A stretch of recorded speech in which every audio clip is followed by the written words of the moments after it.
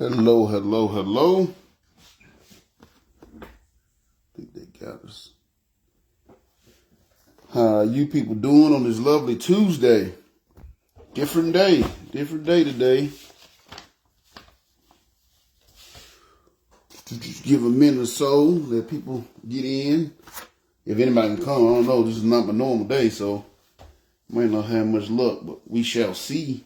We're going to work with whatever we got. I tell you what.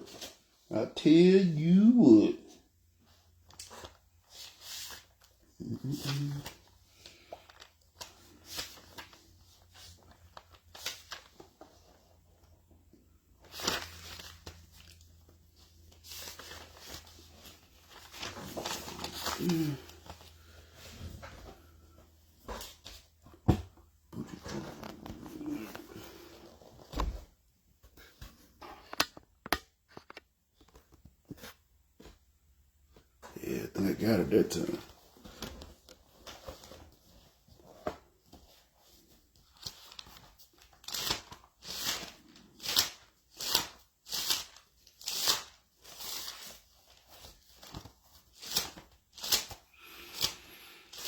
If y'all are want to read along with me, we're going to be again over in 1 Samuel chapter 10.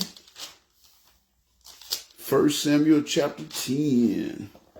Same chapter, but I actually got a different lesson tonight. I told y'all last week I wasn't sure if it was going to go in a different direction or not, and it actually did. Still dealing with success, but a different aspect of success. So we're going to be in 1 Samuel chapter 10, starting at verse 17. So I just get about one more minute, let people get in that's coming in. There go a couple of people there. I ain't know if anybody going to show up tonight because it ain't my normal night, so I appreciate y'all being here. Some of this high quality H2O. And I'm going to go ahead and get started. So how y'all doing tonight? Brother John, on behalf of Lost Sheep Ministry, on behalf of River Lake Baptist Church, coming to bring you guys a message tonight on Tuesday night. I know it's not my normal night. I do apologize about that, but I had a little health scare yesterday, and we had to get some things taken care of. And that's why I said I wasn't sure. I didn't know how it was going to work out yesterday, and everything worked out so I can be here with y'all tonight. But I do appreciate y'all being here. Just to start, like I said, John Stewart on behalf of Lost Sheep Ministry, River Lake Baptist Church. We're here to bring out this message tonight, and we're talking about success is what we're going to be talking about tonight. Again, we're still dealing with success. We're in 1 Samuel chapter 10. If you got the Bible, want to read along, that's what we're going to be at. But like I said, it's going to be a different aspect of success. But I just want to start off, let you guys know what's kind of going on with me, because your family, I don't really like put my business out there. I don't like just putting like a broad post on Facebook, per se, other than, I know last night I told y'all to pray, and you can probably tell from the word that it was something going on, but I didn't really put the details out there. But I feel y'all family, y'all watching my videos, y'all wouldn't deal with me, then your family. So just kind of let you guys know what's going on, and also this is a list of prayers as well. So what happened yesterday was I've had this what we thought was a cyst under my left armpit for quite some time. Been probably 4 or 5 years, and never really been a problem. It was supposed to have it removed about 4 or 5 years ago, and just kind of never, the doctor that was supposed to do it retired, never really got around to it, so it wouldn't bother me, so I didn't think nothing of it.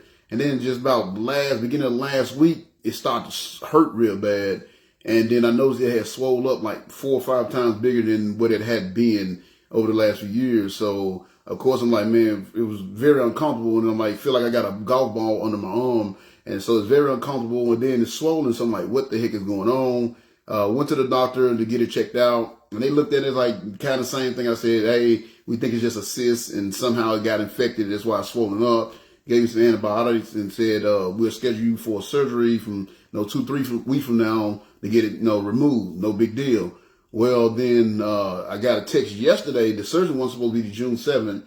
Got a text yesterday from the place, like confirming my appointment for this morning at 8. And I'm like, well, I don't have an appointment at 8 o'clock on the 23rd, and my appointment's not to the 7th. So called in, found out what was going on, thought it may be some kind of miscommunication or something. Turns out the doctors, when I went and had my doctor look at it, they took an ultrasound and they took it just so when the surgeon went in, he'll know what he's looking at, kind of thing, what to expect.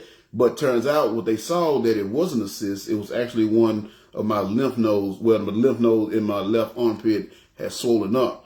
And the problem with that is, if that is only two reasons why that happens. One, which is the one we're hoping for, is what they call reactive. In other words, there's some kind of infection in it, and it's just reacting by swelling up. Or it could be cancer. So it's a pretty serious thing. I'm not stressing it. I don't think it's cancer. I think somehow it just got infected, you know what I'm saying? Or it could be wishful thinking kind of thing, but I'm not stressing. Until they say, hey, you got cancer, I'm not stressing about it. But I do ask for prayers, you know what I'm saying? Because it really is a high possibility that it could be that. And I just, like I said, I just don't, it just swelled up over like that. Now, had this been going on for a while and it's just been getting bigger and bigger and bigger, then I'd be like, yeah, probably there for cancer. But this just happened like within the last week or so. It's like kind of swollen up real bad. And I don't know if y'all want to see it. I know you probably can't tell, but you see that lump, that's all that, that's not muscle. That's a big lump, a huge lump. And it hurts like a mug. So see if I can, that's it right there. So now what they did, the doctor looked at it today and he says it's definitely a lymph node, that's swollen. So he looked at it today. So now he got to order me to have a biopsy, which they're going to do a biopsy on it. And then I had to wait another 2-3 weeks for the results come in. So it's going to be the problem with it is going to be like a whole month almost before I even find out what's really going on with it. But that's kind of what's going on. So if you watch this video, tonight or, tomorrow, whenever, and you just think about me and just keep me in your prayers that we get the good news that it's just an infection and it's not the other thing. I mean, but either way it go, I know the Lord going to bring me through it. If I was down about it, I wouldn't be here preaching tonight. I don't know what I didn't do it last night because, it was kind of last minute thing. And we had to make preparations and stuff to get down there this morning because I wasn't planning on going this morning. I was planning on going in June. So that's what's going on with me. Like I said, y'all just keep me in the prayers. God's going to take care of it either way. You know what I'm saying? Even if it is the C thing, the word we would not speak, even if it is that, I'm still going to continue to serve the Lord until I can't no more. But again, I really don't believe it's that, but it is there is a strong possibility. It's a 50-50 chance right now. It can be either or. So, I mean, it's right there. It's a strong possibility. It can be that. We're hoping it's not that. We're thinking it's not that, but it can be that. So keep me in your prayers. So when they do get the bobs and all that in, that, it won't be that. So with that being said, that's just what was going on. That's why I couldn't, do last night. But tonight I was off tonight. And like I said, I thought they were going to go in and do a surgery and all that and have, remove it. But, the doctor said after looking at it, there's no point of removing it till they know exactly what it is. So that's why I didn't know if I was going to be able to come with, be with you guys tonight or not. So since they didn't have the surgery, the show must go on. Like I said, just keep me in your prayers. That's kind of what's going on with me. I don't need no sob, said and all that. Just pray for them. You know what I'm saying? Because God's gonna work it out. Y'all can see I'm not fazed by it. My kids, they've been making jokes and all that. I mean, we've been joking about it, laughing about it. But like I said, there's no point of stressing about it, even worrying about it or thinking about it until we know for sure. There's no point of what did Jesus say? Why worry about something? You can't change an inch of your stature by worrying about it. So why worry about it? So I'm gonna pray about it. I'm gonna keep doing this work as I've always done. And then we'll wait to get the results. So like I said, until then, y'all just keep me in your prayers. That's kind of been what's been going on with me. So now that that's out the way, and like I said, this I put it on here. I don't mind putting it on here because only my family watch this. Only people that really care about me and watch this anyway. Like this ain't something that everybody watch because everybody don't like my preaching. So I know it's only going to be family that's going to watch this and people that will pray for me. So I appreciate y'all doing that. So again, with that being said, that was just kind of what's going on. I wanted to keep you guys updated because I know yesterday was kind of rough and I usually don't miss, but it was a pretty serious reason why I missed, and that's why. So again, we're going to be in 1 Samuel chapter 10 tonight, but a different point. So for the last few weeks, what we've been going over has been success in the will of God. And we actually had 9 lessons. And I'm telling y'all, that was not my intention to spend 9 weeks in that one little part, and that wasn't even the whole chapter. There was still just a piece of the chapter because we still gonna finish up chapter 10 either probably next week before we completely finish the chapter up. That was not my intention. It was just the will of God. That's the way things worked out. But like I said, so we are going to be dealing with success again tonight, but a different aspect of success. You know what I'm saying? Because so the last few weeks we've been dealing with how to get success, how to obtain the success. And of course, I'm teaching you that the only way you're going to be successful is by the will of God. So the way to obtain success is through following the will of God. So that's what we've been talking about for the last 9 weeks. So now what we're going to talk about this week is, okay, let's say you're obedient. Let's say you make the sacrifices. Let's say you do everything you're supposed to be doing and you follow the will of God and you obtain that success you've been chasing. Now, what you going to do with it? What you going to do with this success? So that's what we're going to talk about, the lesson of tonight's lesson. And I didn't put the title on there because I didn't know exactly how I was going to go with it, but I knew it was going to be different. So I didn't put the title when I put the post on Facebook. But the title of tonight's lesson is Dealing with Success. Because success, like I said, getting the success is one thing, but then you get it, then you're like, okay, what am I going to do with it? Because we see that happen often. Success is not always an easy thing to handle. It's not definitely not easy to maintain, and it's not an easy thing to handle. If you look at a lot of people that we quote unquote deem successful, look at their life, look at all the celebrities that's that's in rehabs. Look at the amount of celebrities and, people, like I said, we deem successful that have killed themselves. People that have TV shows. And, I know that one guy that had a TV show about traveling and eating and yet, he had what we would think would be our dream job. He ended up killing himself. So success is, getting the success is one thing, but maintaining that success and being able to deal with that success is another. And if your heart is not in the right place, then the success is not actually going to help you. It'll actually hurt you. I know a guy, a good friend of mine. If y'all ever talk to me much, y'all know I did some songs. I got 3 songs I actually got recorded that I got on my MP3 player or whatever, or on my MP3 download on my phone. And I actually recorded them, professionally recorded songs. I did them like 15 years ago, and they can still rock today, But the guy that did it, that did the music, he's a friend of mine. Like I said, I've been knowing him for a long time. He actually creates his own studio equipment. He actually have a company where he creates his own studio equipment. And for a while, he was actually in the music industry. He's actually done work for people like will.i.am and famous people. Like, actually, there's songs that he's done, done the producing on. So anyway, and the reason I said bring that story up because I was talking to him. I took my son out there because my son was wanting to get into music. And whenever we go to the studio, man, we spend more time just talking than we do in the studio, actually, a lot of time. But we just talking. And it was the first time I had seen him in a while since he had all this success and his company had really blew up. And the good thing about it, he's still the same dude. I love him to death. His name is Rev. Revis, and if you ever looking for some like studio equipment, something like that, Icon Pro. Look it up online. Real decent equipment for real decent prices. But anyway, so I hadn't seen this guy in forever, 10, 15 years, and since I've seen him, like I said, he's been blowing up in the music industry. He started his own music equipment company. I mean, he's done a lot. So we were just talking about it. He was just telling me some of the things that happened over the years. And when he started his company, it was him and 2 other guys. And he was just talking about how success affected each one of them differently. Like with him, he's still the same guy. He still got studios, still doing music every day. He get to live. Now he made enough money, or he's making enough money where he can just live. He got a studio in his house, and he basically live and breathes music. Great guy, musical genius too.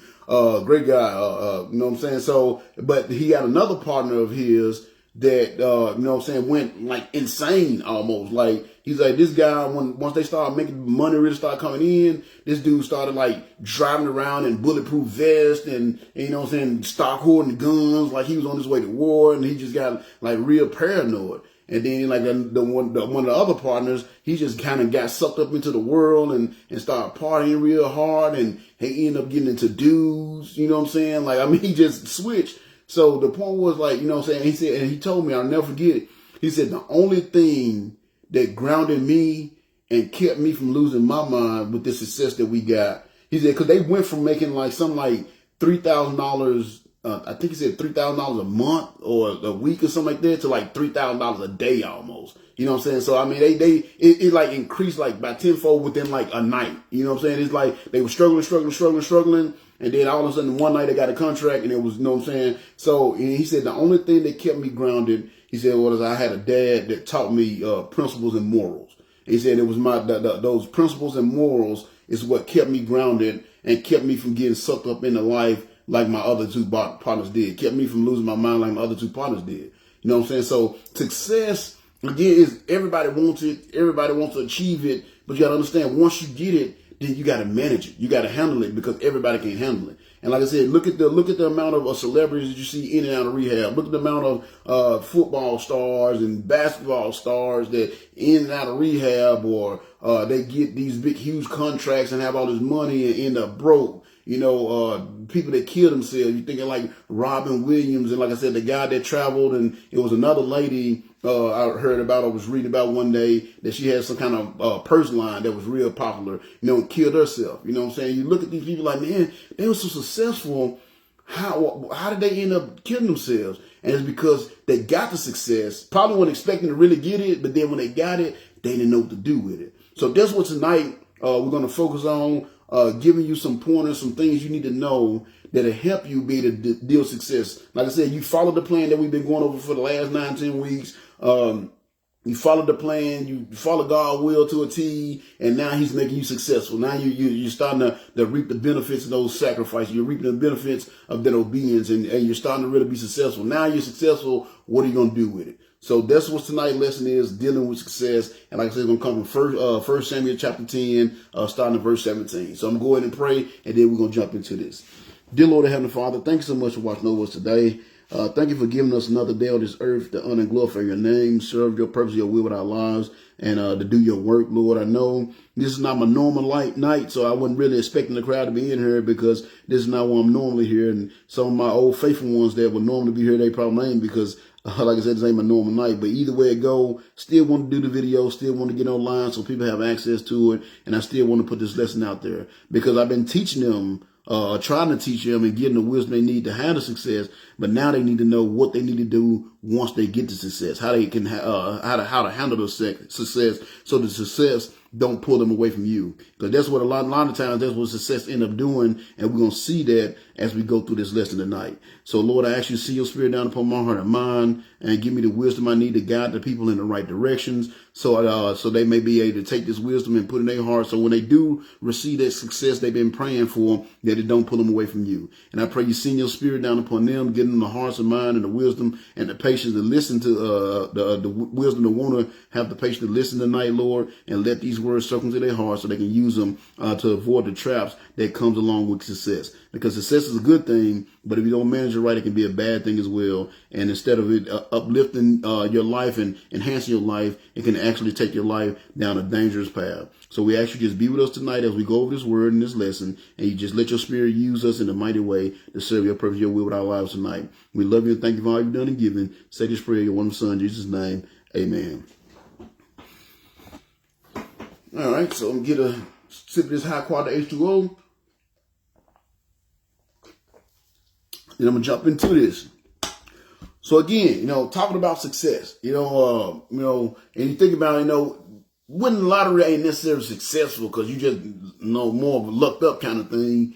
But at the same time, the way we consider success is money in this world. So if you just all of a sudden go from being broke to, $230 million in one night, that's kind of successful, as far as this world is concerned. And again, if you look at how their shows, they actually have shows. I used to watch it, not like regularly, but I watched it before. It was shows talk about how the lottery ruined my life. And you watch these shows and you see these people that have been praying for this money and scratching and scraping to get this money. Then they finally get that money and they realize their money ain't the happiness they thought it was going to be. They realize that their money ain't the blessing they thought it was going to be. And their money end up being what destroys their life. And that's what success can do. Success can destroy your life if you don't manage it properly. And like I said, so that's what we're going to go over tonight. Tell you, like I said, yes, pray for the success, follow the will of God to get to success. But once you get that success, you need to know what to do to be able to deal with this success. So again, we're going to be in 1 Samuel chapter 10, still in chapter 10, like I said, still dealing with success, but a different aspect of the success we're dealing with now. Tonight we're going to deal with how to deal with the success. So 1 Samuel chapter 10, verse 17. Of course, if you first time watching one of my videos or first time listening, whatever, I'm reading out the New Living Translation, trying to read along, and you got a King James and it ain't quite matching up. It's because I'm reading out the New Living Translation. I am a King James believer wholeheartedly, But I always like to put that disclaimer out there, let people know that I read out the New Living Translation because this ministry is for the lost sheep. It's for people that don't quite have a relationship with the Lord yet. So the Spirit may not be talking to their heart just yet, but they wanted to. And that's why I read out the New Living Translation, just to put it in plain English to help them understand what's being taught. All right. So with that being said, we're going to start off tonight's lesson in 1 Samuel chapter 10, verses 17. So in verse 17, the Lord tells us this. He says, so later, now, of course, I guess get caught up real quick. Samuel, the people want to know, for the longest, Samuel was like the judge. He had some horrible sons that was wicked. They were supposed to be the priest to take over after he was gone and continue to lead the people in the way of the Lord. But of course, they were some wicked dudes. They were seducing the girls that worked at the virgins that worked at the temple. They were stealing from the sacrifices of God. I mean, they were doing all kind of horrible stuff. And Samuel never really corrected them. So and the people didn't like him. So they came eventually and asked Samuel to give them a king. Now at this point, Israel had never had a king before. God was their king, and they were supposed to just listen to the preachers, but they wanted the king so they can be like the world, like everybody around them. So, of course, Samuel was upset about it, but the Lord told him, go ahead and give him a king, and he told him that he was going to show him the person that he wanted to make him to be a king, so to speak. So, and through a series of events, it ended up being Saul. Saul's dad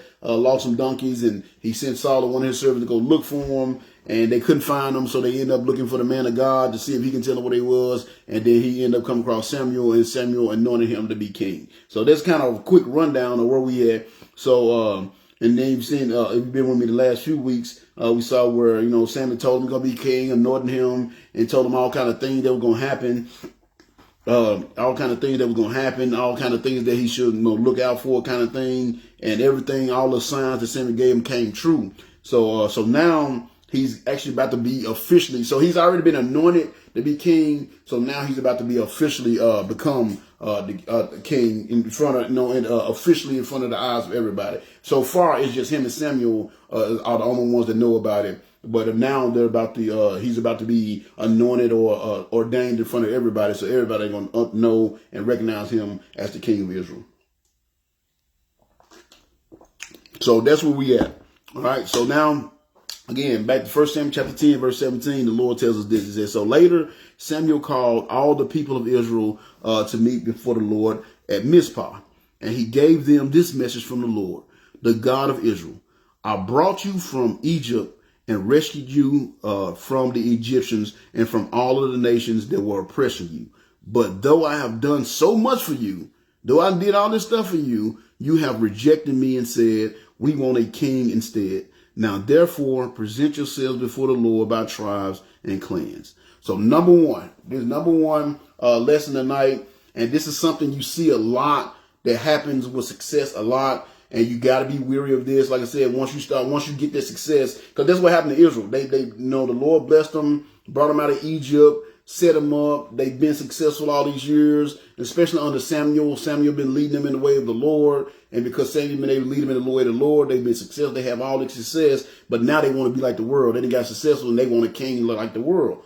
And that's what happens a lot of times when you get success. A lot of times you've seen it happen time and time again. People get successful and then they change. And the reason why they change is this. So number one, the thing that you don't want to do once you receive that success, the number one thing you don't want to do, you don't want to let, number one is this, don't let the highs of success make you forget the lows of despair the Lord brought you through. Let me run that back again. Don't let the highs of success make you forget the lows of despair the Lord brought you through. In other words, you have to stay humble.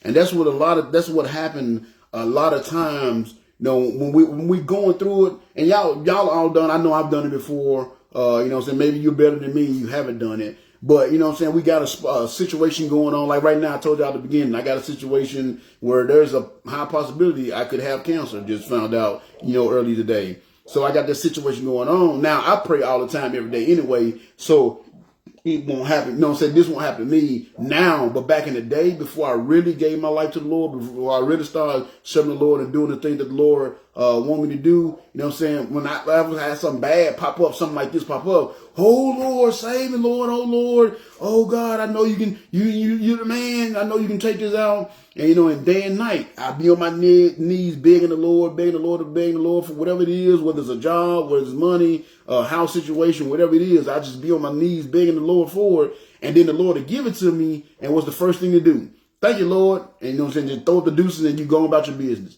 You know, when you was down and out, when you needed the Lord to really show up in your life, you was begging him and spending time in prayer. But that moment you get that success, the moment you get that thing you've been praying for, we forget about the Lord. And we do that a lot. You know what I'm saying?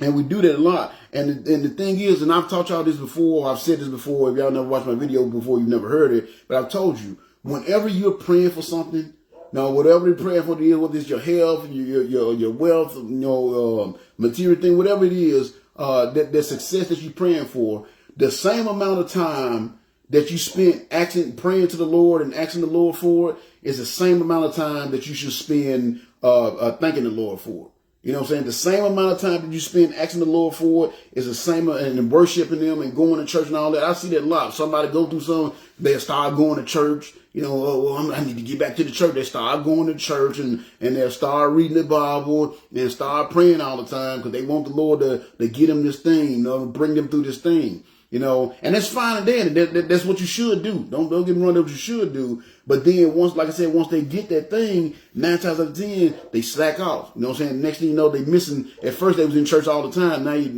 they might miss one or two. You know what I'm saying? At first they was in reading their Bible every day. Now they might read it at the end of the week. And, you know, and eventually, slowly but surely, they slack off. I remember my pastor telling me about a situation. Now I wasn't at that church. I wasn't at that church, you know, when this happened, but back in 9/11 happened, September 11th, the towers went down. My pastor, he said, I'll never forget it. He said, because the Sunday after the towers went down, you know, of course, everybody was afraid, everybody was scared, and everybody was, you know, wondering what was going on, what was going to happen. Are we at war? Is everything going to be destroyed? Everybody didn't know. So he said the very next Sunday after that happened, the church was packed. Completely packed. You know what I'm saying? And then he said after that, you know, that next week it was packed. The third week it was packed. And then by the fourth week, it wasn't as packed. Like, it was still full, but it wasn't as packed as it was those first 3 Sundays. And then he said, you know, about the 5th Sunday, still decent crowd, but it wasn't packed at all. You know, either about the 6th Sunday, you know what I'm saying, okay crowd, but it definitely wasn't packed. And then he said about the time the 7th Sunday rolled around, it was right back to the just normal people that had been there. Why? Because we were praying for Lord that we don't know what and when we saw that nothing else was really going to happen immediately right then and there, then like, oh, okay, thank you, Lord. Back to the news, back to the grind, or whatever. And we do that so much, and that's what a lot of people do when they get successful. They'll pray for the success and they'll pray to God, give them the success. And then when they get the success, then next thing you know, when they get the success, then next thing you know, they forget the God that got them there. How you doing, Miss Alicia? Glad you was able to make it. I didn't know if you're going to be able to make it in tonight because it ain't the normal night. So I appreciate you being here. And I kind of, if you just getting in, I kind of talked about what was happening in my situation at the beginning of the video. So maybe when this is over, if you want to go back and see the beginning of the video, it kind of let you know what was going on and catch up on what you missed out on. You can do so because, you know, I always post it. But again, you know, that's what happens. So again, don't let the highs of success make you forget the lows of despair that Lord brought you through. You know, and I know another situation kind of dealing with the church. There was this guy at our church. This happened about 3-4 years ago. There was this guy at our church, and he was homeless. You know, so the pastor was like, well, I didn't really got nobody where you stay, and we can't, you know, pay your rent. He said, but I tell you what, if you get we got plenty of land out here. If you get you a tent, you know, you can stay out here behind the church. You can live on the land or whatever, as long as you take care of everything, kind of thing. So, you know what I'm saying? That's what the guy did. And I'll never forget that guy the whole time. He was there for maybe, and it sucks because when he came, it was like really cold. So I think it was like around November. So about 6 months from like November to right around like the beginning of spring, this guy was staying out in this tent. And the whole time he was staying out in that tent, you know what I'm saying, he was at church every single day. Of course, he was living behind the church. And it wasn't because he was forced. He was at church every single day. When I had my ministry on Tuesday nights, he was there. I mean, faithful. He was at church Sunday morning, Sunday night, Wednesday night. When I had my ministry, he was there. You know, the whole months that he was going through his little thing that he was going through, he was there at church. You know, and the thing was, the reason why he was homeless because he had filed for Social Security and kept getting denied. And anybody that's been through that, y'all know it's a game. They deny you like 2-3 times, and eventually they'll go ahead and give you the money. And when they do, if you do finally get approved, they give you back pay from the very first time you applied. So that's what this guy was kind of going through. And like I said, while he was going through it, he was in church Sunday morning, Sunday night, Wednesday night. He was in my ministry. I mean, he was always in church. And then guess what happened? You know what I'm saying? And we was praying for him. Lord, I pray everything will work out so he can get this money, so he can get him a house and everything. And guess what? It happened. The Lord blessed him. He ended up getting approved or whatever, and they ended up getting him back pay. It was like, I don't know exactly how many thousands, I don't want to lie, but I mean, he got some thousands back because he had been fighting this thing for like 2-3 years. So, I mean, he got thousands of dollars. You know what I'm saying? So, the very next week after he got his own apartment. You know, next thing you know, he got 2 or 3 vehicles. You know, just went out and bought him a couple of vehicles. Those I said, I know it was some thousands. I don't know how much. Went out and bought him some vehicles, and everything was cool. So that first week, still came to church. You know what I'm saying? But the next week, he came to church like Sunday morning, but we didn't see him Sunday night and Wednesday night. You know what I'm saying? Then my ministry came around that following Tuesday. Didn't see him at my ministry. 2-3 weeks later, didn't see him at church at all. And since that happened, like I said, about 2-3 years ago, since that happened, we've seen him like once in church, you know, since that happened. Now, he could be going to church somewhere else. I don't think so, but he could. I don't know. I'll be alive. I tell you, I know. But I know when he was going through that dirt, and the place that he moved was right across the street from the church. So it ain't like he just moved to another area. He couldn't get to the church. He literally moved into some apartments that was right across the street from the church. So again, you know, when he was going through it, he was in church every night. He was in church every morning. He was in church Sunday morning, Sunday night, Wednesday night, Tuesday night. He was at my ministry. I mean, he was anything that was going on in the church, he was there. But then once he got the success, once he got what he was praying for, once the money came in, he stopped going to church. You know, and he was at one point a drug addict, and I heard just through the grapevine because I was always asking around, and I knew some of the people that knew him, and they were like, man, they think he went back on that stuff. You know, why? Because he had got the success. So they want to say success is good. It's good to pray for the success, but you got to understand, you know, with the success, you got to be able to deal with the success, and that's why again you see a lot of celebrities in rehab. You see them killing themselves, almost drinking themselves or smoking themselves to death because they can't handle their success and what it comes with it. You know, it's a lot that comes with it. It's more than just, hey, everybody know me. Okay, everything is cool. I mean, your life has really changed. You really can't, if you truly successful, like especially when it comes to like worldly success, like a superstar or something like that. I mean, you really like somebody like Mike Tyson. I mean, he really can't go anywhere and do anything without somebody knowing him. That can be annoying. You know what I'm saying? That can be annoying because you got people out there, you got people that's going to want to come in and get a picture and have you sign stuff. And then you got people that for whatever reason going to hate you because that's going to be a part of it. That's going to be one of my points that can come up probably in the next lesson. But they're going to want to come try you and say something off the wall to mess with you.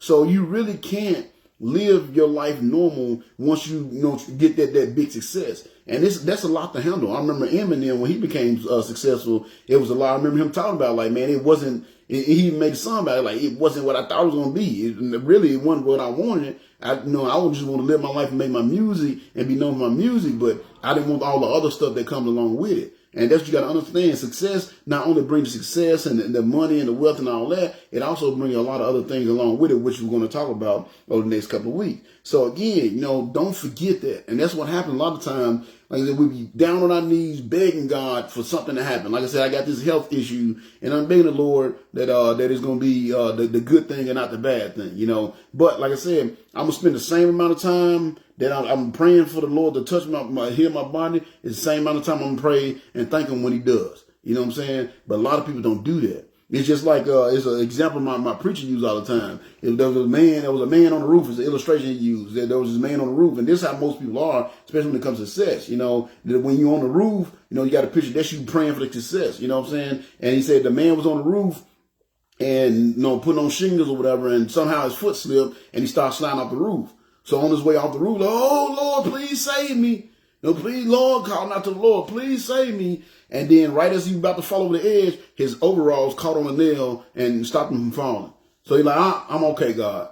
And that's what a lot of us do. We pray, oh, Lord, please save me. Oh, Lord, please bring me up out of this mud. Oh, Lord, please help me get this house. Oh, Lord, please let me get this job. Oh, Lord, please let me get this woman or this man. And we pray for these things. And as soon as God give them to us, like, okay, I got to appreciate God. And then you just go on about your business, enjoying those things that you've been praying for and not really giving him the proper amount of thanks for him giving you those things or blessing you with those things you've been praying for. You know what I'm saying? We saw that Israel did that a lot. If y'all remember a while back, I don't know, I can't remember how long it's been. It ain't been too long, maybe a year or so ago. I did a lesson. It was called The Vicious Cycle. You know, it was over in the book of Judges, and it was called The Vicious Cycle. I can't remember. I think it was called The Vicious Cycle. But basically, is over in the book of Judges. If you go through the book of Judges, you see where Israel kind of go through this cycle. And the cycle they go through is, you know, the first to start off, the Lord was blessing them because Joshua was a man of God. And the first to start off, Moses led them in the right direction, got them to worship the Lord. And then when Moses died, Joshua took over and they were doing good and the Lord was blessing them. And then after a while, after Joshua died off, it said the generation right after Joshua, knew the Lord, and they still kind of worship. They knew of the Lord, and then it said about 3 generations later, people that grew up didn't know the Lord, and see and the reason why they got away from the Lord because they had been so successful.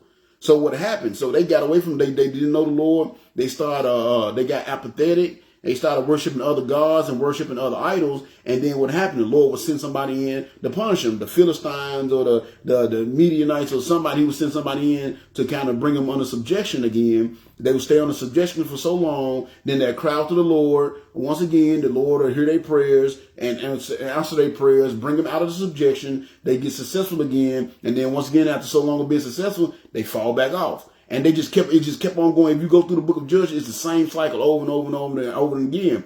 And why was that? Because they wasn't staying consistent in their relationship with the Lord.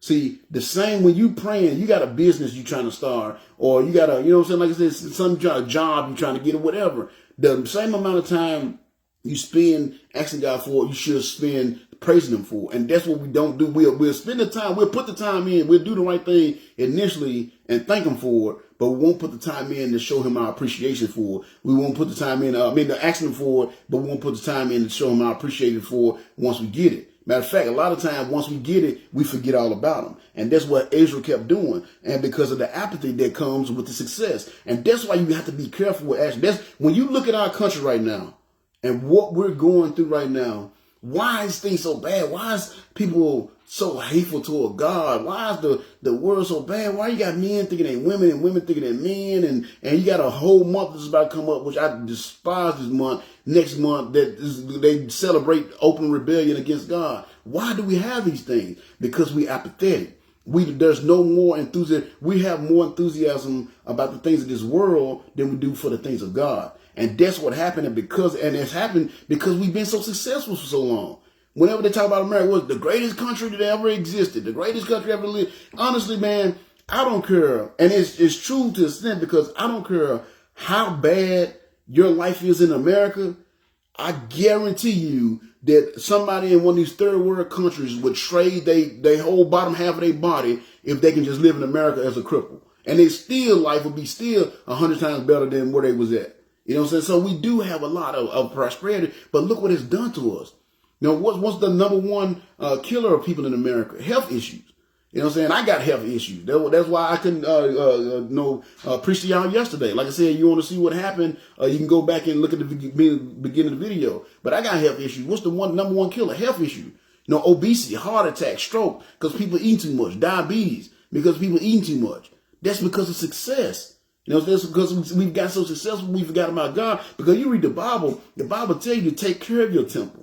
It tells you, if you look at Moses, it says Moses was 120 years old when he died, and yet he still had the same health. He was just as healthy when he died as he was as a young man. He could still go out to war. Same with Joshua. He could still go out to war if he wanted. You know why? Because they only ate what God told them to eat. They walked everywhere. They took care of themselves. But see, we didn't got so successful that we don't care no more. We don't care about what God says anymore. We don't care about what's right and wrong in the eyes of God anymore because we apathetic, and you got to watch that. And that's why, you know, our country is in the state it's in now. But see, if you get that success, the best way to watch, to keep from getting that apathy built up in your heart is by sharing your testimony often. Y'all notice that on here, I bring up my testimony a lot. I always like kind of bring up stories from I try to bring up stories from my past, especially when it's relating to the lesson, just to remind myself of where I was before the Lord got a hold of me. And let me know that, and it can remind me that I can't be back there if I turn my back on God. See, if you share your testimony often, you think about your testimony often, you get in this word often, it'll help you avoid that apathy.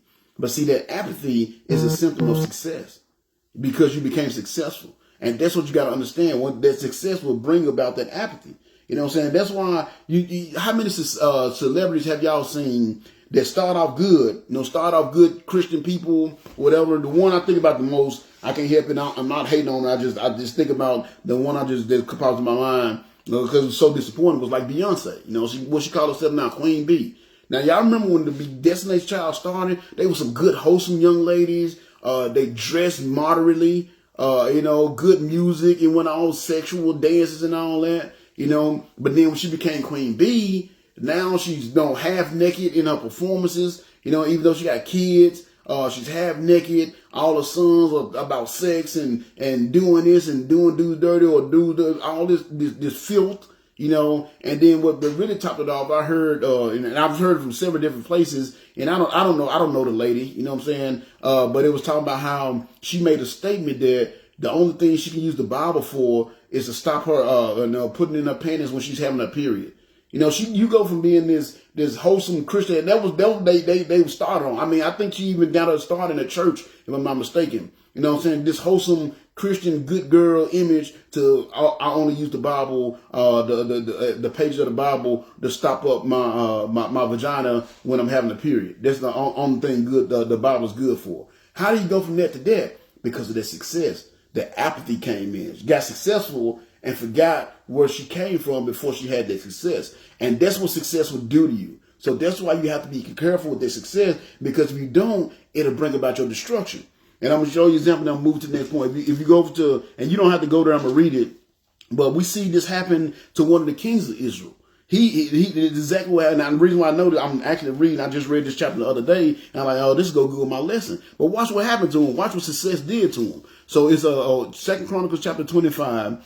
We got this king named Amaziah. Now, he was started off as a good king, you know what I'm saying, because his heart was in tune with the Lord, but then he got successful and it went the wrong way. Because watch what happened. So it starts off in verse 1 and 2. It says, now Amaziah was 25 years old when he became king, and he reigned in Jerusalem 29 years. His mother was Jehoiada, I messed it up, from Jerusalem. Now, the next line it says, now Amaziah did what was pleasing in the Lord's sight, but not wholeheartedly.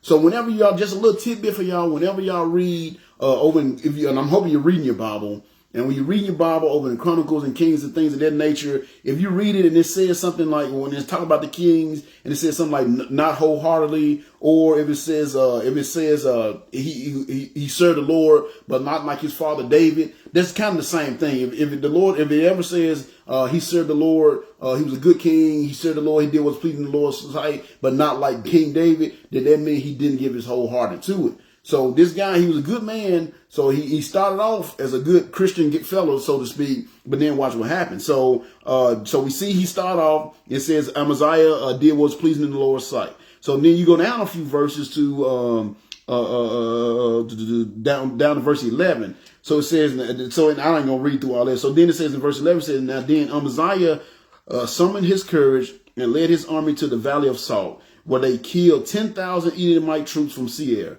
They captured another 10,000 and took them to the top of a cliff and threw them off, dashing them to pieces on the rocks below. So, I mean, success. I mean, that's pretty brutal. They just took them up and threw them off a cliff. Pretty brutal. But basically, he's saying, what they're saying, because he put his trust in the Lord, he was successful.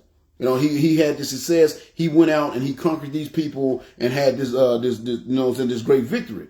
He had the success. So then you go down another few verses in verse 14. Now he just had the success because he was in line with God, but then watch what happened. Now he's successful, then watch what happened. In verse 14, he said, now when King Amaziah returned from defeating the Edomites, in other words, we had just returned from this successful conquest, he brought with him idols taken from the people of Seir. He set them up as his own gods, bowed down in front of them, and presented sacrifices to them. See what happened? He got success, and then once he got the success, the idols took his heart away from the Lord. And that's why you see these celebrities, again, they start off as good Christian people, and then they get the success, and then next thing you know, they're saying they use the page of the Bible to stop up their bleeding when they're menstruating. Why? Because they got idols in their life now. Their money has become their idol. That fame has become their idol. You know what I'm saying? So that success has actually been their downfall. Because then he said, well, he set them up as his own gods, bowed down in front of them, and presented sacrifices to him. This made the Lord very angry. Of course it would. And he sent a prophet to ask him, because the Lord had gave him all this stuff. He was the only reason why he was successful, because the Lord had gave him this success. So it said, this made the Lord very angry. And he sent a prophet to ask, why have you worshipped gods who could not even save their own people from you? And which makes sense. Like, you just defeated them by believing in me. Why would you go and worship their gods? But watch, and this shows you what happens when you become successful. Then why I say, don't let the highs of success make you forget. So it says, he said, this made the Lord very angry. And he sent the prophet to ask, why have you worshipped gods who could not even save their own people from you? But the king interrupted him, so being rude, and said, since when have I asked your advice? Be quiet now before I have you killed. So the prophet left with this warning. I know that God has determined to destroy you because you have done this and have not accepted my counsel. See, that success, it can end up being your destruction. That's why I'm doing this lesson, because I've been telling y'all what you need to do to get to success. I know how following the will of God will get you to success. But once you get to that success, then now you got to know how to manage it. Because if you don't, it will destroy you. I think all the time, I bring up Michael Jackson a lot. I talk about Michael Jackson, and I just look at how Michael Jackson, love the guy, and I bring him up because I'm a fan of him, and not bring him up to bash him or criticize him. But you know what I'm saying, his success was his downfall. His success was eventually his destruction. He was just too successful. That's why he was the way he was. That's why he was weird as he was. That's why his skin was bleached and he had all those surgeries to change his face because of success. That success ended up being his downfall. So you have to watch out with that. And the reason why it ends up being our downfall because we just get to success, but we don't stay humble. We get to success and we forget the one who granted us access to that success, the big man upstairs. So that's why I say you got to be careful with success, and that's why you got to watch how you deal with success. And that's why I want to do this lesson, because I've been teaching you how to be successful. Now I want to teach you how to use the success when it comes to you. So number one, don't let the highs of success make you forget the lows of despair the Lord brought you through.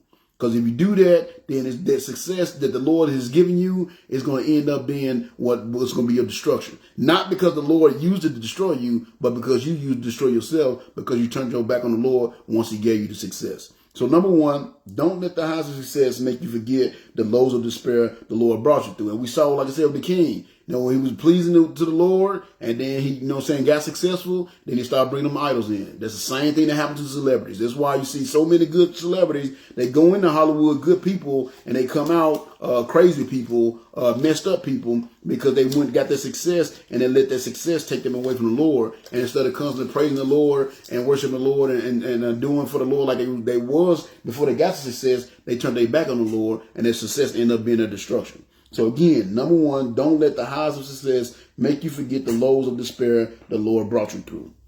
So next verse, it says, so Samuel called the tribal leaders, and of course, he told them, and the point was, the Lord, because the Lord said, I brought you from Egypt and rescued you from the Egyptian and from all the nations that were oppressing you. But though I have done so much for you, you have rejected me. And again, because they had got successful, the Lord had successfully brought them out of Egypt, successfully had set up their nation. And once they got the success, they got apathetic and turned their back on the Lord.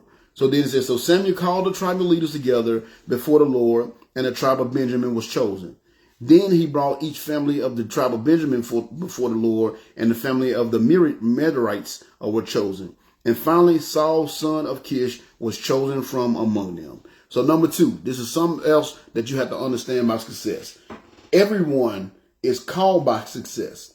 Everyone is called by success, but only a few are chosen.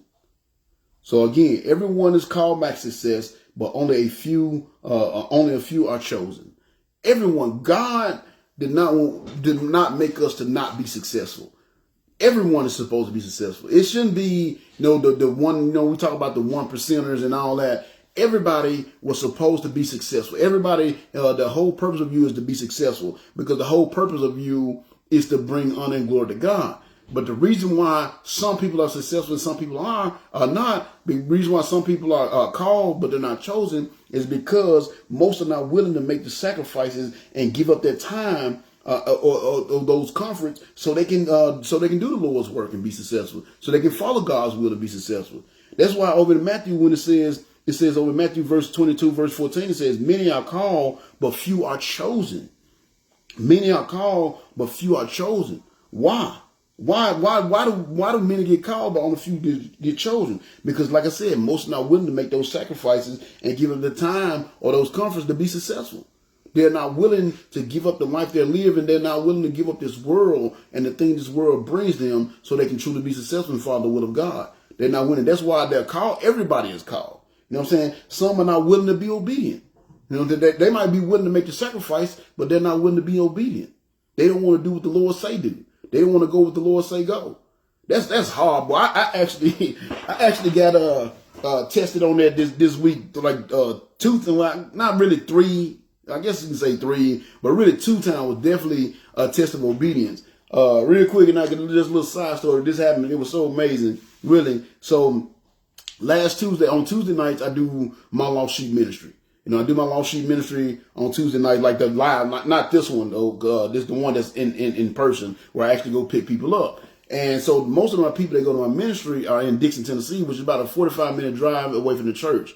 So on Tuesdays, not only do I have to get up early, work out, I have to leave work a little early, go pick up a bus, drive 45 minutes to pick up my people, drive another 45 minutes to bring them back to the church, preach for an hour and a half, then drive 45 minutes to take them back home, and then drive another 45 minutes to get back home. So to say the least, it's a long day. And by the time I drop them people off and I get back home, man, I am wore out. Like, I'm just ready to eat and go to bed. I still have to get my Bible. That's what I do. I usually have it set up to where all I have to do when I get home is read my Bible, eat, and go to bed. So that's like, I'm wore out because like they just drive me, just wears me out. So this last Tuesday I had my ministry. I did just that. So I was leaving. I dropped everybody off, and I was heading home, and I needed to stop and get some ice. That was the last thing I had to do. I had to stop and get some ice because we didn't have no ice at the house. And the new fridge that we got in our new place don't have an ice maker, so I had to actually stop and get ice. So all I got to do, and I was thinking, oh man, I'm tired, but all I got to do is stop and get this ice. I can get to the house, read my Bible, eat, go to bed. That's what I was thinking. So I pull up to the gas station to get the ice, and I actually went in and got the ice. I come out of the gas station with the 2 bags of ice, and this guy pulls up on me on a bike. Now, a little previous to the story, what happened, the guy that pulled up on me, now about 4 weeks before this, I was actually on my way from Dixon. I don't know what I was doing, but I was coming from Dixon, and I saw this guy walking down the road in the pouring rain. I mean, it's pouring down rain. And so I pulled over, and I asked the guy, do he need a ride? Now, I asked him where he was heading to, because we was in this country, this town about 20 minutes away from where I stayed, 20-minute drive where I'm staying. It's called McEwen. So he was in there, so I didn't know if he was going somewhere in McEwen or he was trying to get to where I'm going, which is Waverly, or even farther down to New Johnsonville, because it's all kind of mushed in together. So I asked him where he was heading to. He said Waverly. I said, well, I'm heading to Waverly. Would you like a ride? Like, man, yes. I just drove from the other side of Dixon, so which is about a 40-minute drive, but that's a long bike ride. So I mean, a long walk in the rain. So I mean, he was dead tired. So even though I'm just taking him the last few minutes of the trip, he was still so grateful. So got to talking to the guy. He told me he had some drug addiction problems, but we talked about that, and I told him how I'm working at a drug rehab program, and I know the people that can get him in, and he said he'd be willing to try it. So we talked about that, and then we got around and talked about salvation, and the guy wasn't saved. So I'm like, well, man, once we get to your mom's house, if you don't mind, I can pull up in the driveway, and I can go over the gospel with you. And he's like, no, not right now. And it kind of looked, because he told me don't drug, and he looked like he was on something. So I guess he just, his mind wasn't in the right place, so he didn't want to hear it right then and there, which you can't force it on anybody. So I gave him a gospel track, and I'm like, all right, man, there you go, you can have it. To have it, and I'm pray for you, and I hope the Lord touch your heart. And I said, I gave him the number of the lady for the rehab center, and I said, hopefully you'll be able to get in there. So that was that. Didn't think nothing of it. So now, fast forward back, 4 weeks later, I pull up to the gas station to get the ice, and I come out. this same guy pulls up on me on the bike. That's what I didn't recognize who it was at first. And then he's like, but then he said, hey man, I want to let you know that I'm gonna be going to that rehab, you know what I'm saying, this Thursday supposed to come pick me up. So when he said that, I realized who it was. Like, oh man, what's going on? How you doing? And he's like, yeah, man, you know, he said, I wonder if you could do me a favor. I'm like, what's that? He said, man, I need a ride back to Dixon. And I was like, oh no, bro. Like I said, bro, I literally just came from Dixon. I just came from Dixon. And I'm not trying to go back. I'm like, I'm dead tired. All I want to do is get in my house and go to bed, you know, go read my Bible, eat, and go to bed. I said, man, I love you. I'm praying for you. I hope things work out with the, you know what I'm saying? Like, I hope things work out with the rehab, but I can't do it tonight, bro. I'm dog tired. I got to go to bed. So I get in the street, like, all right, man. He said, well, hopefully I'll be able to find, and he was on a bike. He said, no, worst on the worst, I just ride my bike over there. Which that, like I said, that's like, you know, 50, that's about where he was going was about 50 miles away from where we was at. So that's a long bike ride, you know. So I'm like, all right, man, I'm praying for you, you know. And then I started pulling off. And then when I started pulling off, guess what happened? Got out of conviction. Because the Bible say, how you going to tell a brother that you're praying for him? You know what I'm saying? And he said, you're not really being a brother if you telling somebody, oh, I pray for you to get something, but you don't actually give it to them, especially in your position to do it. You know, so I started coming out of conviction. And the Holy Spirit, like, man, you really gonna let this man ride 50 miles on a bike at night? Because I knew, like I said, you can tell he's a drug addict. So I knew he wasn't gonna get a 9 times 10, he wasn't gonna get a ride. Not to mention, it was like 11 o'clock at night almost. So it was late night. Nobody gonna let a drug addict get in their car there late at night. You know, they gonna trust it. So I'm thinking like, but Lord, I'm tired, man. Like I already been preaching for the last hour and a half, and I don't want to do it, you know. But the Spirit won out eventually, like it should, you know. So I said, I tell you what I do, because I was right around the corner of my house. I was like, well, I'm gonna go to my house first and put my ice in the freezer because I ain't want it to melt. And like, you know, I come back and he's still there, I give him a ride. So of course I go put the ice in the freezer. And as I'm heading back, you know, I'm praying like, please don't be there, please don't be there, please don't be there, please don't be there. Because I did not want to do it. I was tired. I just want to go to bed. So I'm praying, please don't be there. And I pull up to the gas station. Guess what? He's not there. Yes, hooray. He's not there. And then the Spirit brought me a conviction like, hey, but you got his phone number. Because I had his phone number from when I sent him the information for the people with the rehab center. Like, well, won't you call him? So I'm like, God dang it. You know, so I called the guy like, hey, man, how you doing? You know, was you able to find a ride? I saw you on there. Was you able to find a ride? Like, no. I just decided, I'd go ahead and try to, ride my bike there. So I'm like, dang it. I'm like, all right, man. I said, don't even worry about it. I'll come scoop you up. Like, where you at? And he was kind of down the street from where he was at. You know, and the reason why it was significant I did so, because one thing that the Spirit brought me in a conviction about it, like, okay, first of all, this dude's a drug addict. And, you know what I'm saying? You know that 9 times in 10, he ain't going to get no ride. You know he's riding down a highway on a bike. He can probably get hit and die. And say, but out of all that, he's unsaved. He said, maybe if you give him a ride, and that was the Spirit, just not me hearing the voice, but that was my Spirit would tell me, like, maybe if you give him a ride this time, maybe this time he'll be willing to hear the gospel. So I'll be there, get in the car, start talking to him, and I'm like, man, how things going? He's telling about the rehab thing, and then I'm like, man, now I know when I saw you a few weeks ago, you said you weren't saved, but you didn't want to hear it. I'm like, man, has anything changed?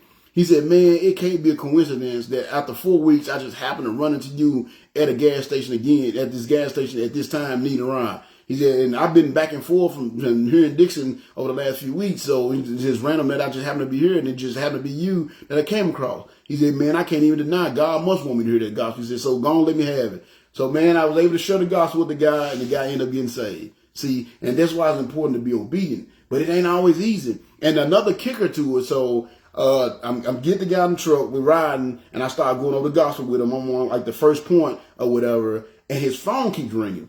And that's a good indication to me when I'm talking to somebody or sharing the gospel with them, and they phone ring. If they ignore that phone call, then that lets me know that they really are trying to hear it. Because a lot of people, they ain't trying to hear that, answer the call just to kind of get out of the conversation. But if they ignore it, then they get to like, okay, they really want to hear this. So he ignored it once, and then I kept going. Then it called again, he ignored it again. And then I kept going, so it rung a third time. So he's like, man, look, I'm so sorry. He said, but this is my brother. He said, if I don't answer this, he's just going to keep calling. So just let me answer it right quick. I was like, it's all good. We got a long ride ahead of us anyway. So he answered the phone, get to talking to his brother, tells his brother, hey, man, this guy from the church picked me up. And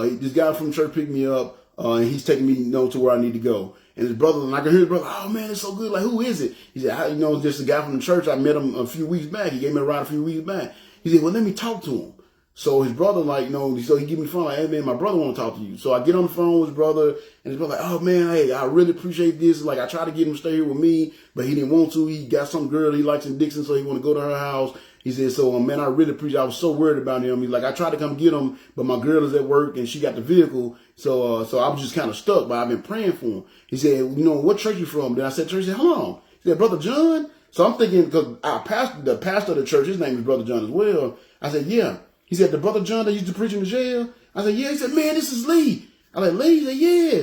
Turns out I had led when I was doing my jail ministry a few years back, I actually led his brother to the Lord 4 years before that. So this was the guy that I led to the Lord 4 years. This was his little brother. He said, oh my goodness. He said, man, man, I was worried about people picking him up, but I'm so glad it was you. He's like, man, how you been? He said, I still got that Bible you gave me. Because whenever I lead somebody to the Lord in jail, I would give him a Bible, and I sign it like, hey man, make sure you spend some time in this. He said, man, I still got that Bible you gave me. He said, how you been? And we just talked a little bit. I said, man, I hate to cut y'all Lee. I said, but man, your brother is unsafe. He said, yeah, man, I know. I've been trying to work on him. I said, well, guess what? I'm sharing the gospel with him right now. He said, oh man, go and do that. He said, just give me. He said, give me your phone number. And I gave him my phone number. He said, I'm gonna call you. He said, but don't answer it just so you have my number. He said, man, we're gonna get together one of these days and just do some kids down like bet. So I hung up the phone and like I said, led his little brother to the Lord. So again, the whole point of that was being obedient. I did not want to. I would tell y'all, as much as I love to be that good kid, I did not want to get that dude. And then to make it even worse,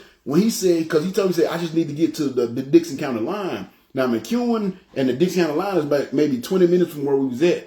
I didn't know he was talking about the other freaking side of Dixon. So what I thought was going to be a 20-minute ride was actually almost an hour drive to get to where he wanted to be at.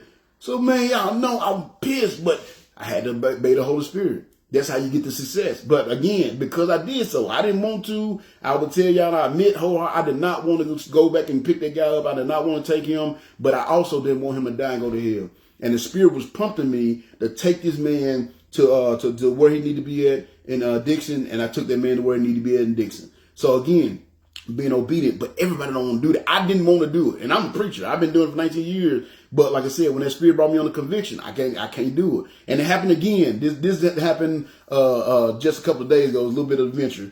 So my mom came up to spend this weekend with me because my daughter graduated. First time we've spent the whole weekend together, probably since I was like 10 years old. So it was a big deal. But my mom, she never caught a bus before. She really never left out of Memphis too much, other than she had a truck driver friend she used to ride around with. But it's been a while since she left out of Memphis. So she was supposed to get off the bus at a stop in Jackson, Tennessee. Now, I didn't know when I set this up that the stop in Jackson, Tennessee, it wasn't a bus stop. It was actually a gas station. And the bus dropped off at like 11:30 at night. So it was like 1 o'clock in the morning when the bus dropped off. So it was dark. I mean, the gas station was obviously closed and it was dark. So, and I was like maybe running like just 2 minutes behind. So I pull in, going around the corner, and as I was getting ready to go around the corner to go to the gas station, I saw the Greyhound bus pulling on. So she should be there, fine. So soon as I pull up, she can jump in, we can go. Well, like I said, get to the gas station, nobody's there. So I'm like, where's she at? So I call her, she's like, I'm still on the bus. I'm like, what are you doing on the bus? I'm like, well, it was dark and nobody else got off, so I didn't get off. I said, Mama, the whole point of me doing this so I can avoid going, because the bus was on its way to Nashville and it just stopped at Jackson. So I'm like, man, go up there, ask the bus driver to drop you off when you get to the interstate. Well, it turns out, because by this time it's been like 10 minutes, so she's like, well, we're already on the interstate. So I'm like, dang it. So I'm like, well, ask him, can he just drop you off at the next exit or something? So she went to talk to the bus driver, and the bus driver was yelling at her like, no, man, you got to sit down. I can't talk to you. Go sit down. So I'm like, dang. So I'm like, what am I going to do? Because the thing is, I had to be at work at 8 o'clock that next morning. It's already 1-something. And if I got to wait for the bus to get all the way down to Nashville, that means it's going to be another, from where we was at, it's going to be another 2-hour drive. And not only that, it'd be an hour and a half for me to get back from Nashville. So I wouldn't get home like 5 o'clock in the morning. I got to be at work at 8. It was already with me picking her up in Jackson. I was only going to get 4 hours of sleep. So I was doing everything I can to avoid going to Nashville. So, man, when she said, like, the guy wouldn't stop, and it's another big exit in it's called Camden, which is kind of between where Jackson and where I was at. So if I could get her there, that would be fine, because I had to pass there anyway. So man, I get on the interstate, y'all. Night. I'm telling y'all, I was going about 100 miles per hour trying to catch up with this Greyhound bus. So the exit I was on was exit 87. The Camden exit, which is 120, is 126. And I'm just praying that they're going to get off at this Camden exit so that I don't have to go all the way down to Nashville. So I'm speeding, y'all, and I'm getting there, and I finally, it was so crazy because I was praying the Lord, the police didn't pull me over. I was praying I didn't flip my truck or somebody put out in front of me and I have an accident. Because like I said, I'm going about 100 trying to catch this bus because I did not want to go to Nashville. So finally, right at the exit, the Camden exit was 126. So right at mile marker 123, I catch up with the bus. So I'm like, oh, thank God. Thank God. I catch up with the bus, and just so happened the bus pulls off and goes to the gas station. So I pull up to pull into the gas station, and she gets off the bus. No, long story short, I talked to the driver, apologized because my mom was harassing him or whatever, told him what the situation was, and it was fine. So then my mom like, well, I'm hungry. So I'm like, all right. So we go, and I need some gas too. So I go, get some gas. Then we go in and get some snacks. So when I walk in, it's this guy. He got on like all white. It was weird, and he kind of like pushes him, like kind of. He's walking behind me, and I walk kind of slow. So he just kind of like goes around me, obviously like like you're in my way. I need to move, kind of thing. So he goes in. I'm like, what's this dude problems? I ain't think none of it. So then he goes in the bathroom. We both use the bathroom. Comes out. So then he's kind of like rushing around the store, like grabbing snacks and stuff. And then he kind of jumps in front of us as we get ready to go to the counter. So I'm like, what's up with this dude? But anyway, so he pays for his food. He goes out. Me and my mom, I pay for my mom food. And then so as we walking out the door, there's a lady sitting on like this older white lady sitting on the ground. She's like, hey, sir, would you have me going to Nashville? And I said, no, I'm not going to Nashville. Like, that's the whole point of all this. I'm not going to Nashville. So she's like, well, I said, but I am heading that direction. I said, the place I'm going to is maybe like 20 miles down the road from here. And she's like, well, is there a truck stop there? I'm like, yeah. She said, well, could you drop me off there? I like, fine. I'll drop you off there because that'll get you a little closer to Nashville. So next thing you know, I look to my left, and this guy with the white on that was rushing around me, he's standing there with his mouth just dropped. And I'm like, bro, you all right? He's like, man, the bus just left me. So it turns out that's why he was rushing, because he didn't want the bus to leave him. So as he came out the door, the bus was pulling, and I was just sitting, and me and him standing there watching the bus go on the highway. And I remember thinking like, man, that sucks for you. Oh, well, I'm not going to Nashville, So I go jump in my truck, and the lady, I tell her, like, to get in or whatever. So she comes, walk over, get in. So I'm getting ready to pull off, and I'm just seeing this dude, and I can see the despair on his face. And then what happened? That freaking Holy Spirit got me again. You really gonna, cause he's a big, black dude, and I talked to him, like, man, I'm from Mississippi. And what got me, cause this was my daughter's graduation. This was the day my daughter's graduation, which is why my mom was coming up. And this dude, like, man, my niece, my goddaughter is graduating today. And man, I'm just trying to make it to the graduation. I'm like, where you from? So I'm hoping he's somewhere close. Like, man, from Mississippi. So this dude is all the way up here from Mississippi, and he's stuck in Camden, Tennessee, which is not somewhere a black man want to be if he don't know where he's at or got people in that area. And he's stuck there at this gas station. So I'm like, oh, well, I'm not going to freaking Nashville. So I get in my truck, I load this lady up, and I'm going to drop off in Wesley, I'm going to go, and I'm going to get at least 4 hours of sleep. So I get in the truck and crank up, and guess what happened? Holy Spirit started hitting me again. You really going to leave this black dude knowing that probably all his stuff is on the bus, knowing all his money on the bus, he probably ain't got no money to get nowhere. You really going to leave him in the middle, stranded in the middle of Camden, Tennessee, when you know you can give him a ride? I'm like, yes, because I'm tired. But the Holy Spirit was like, really? And guess what happened?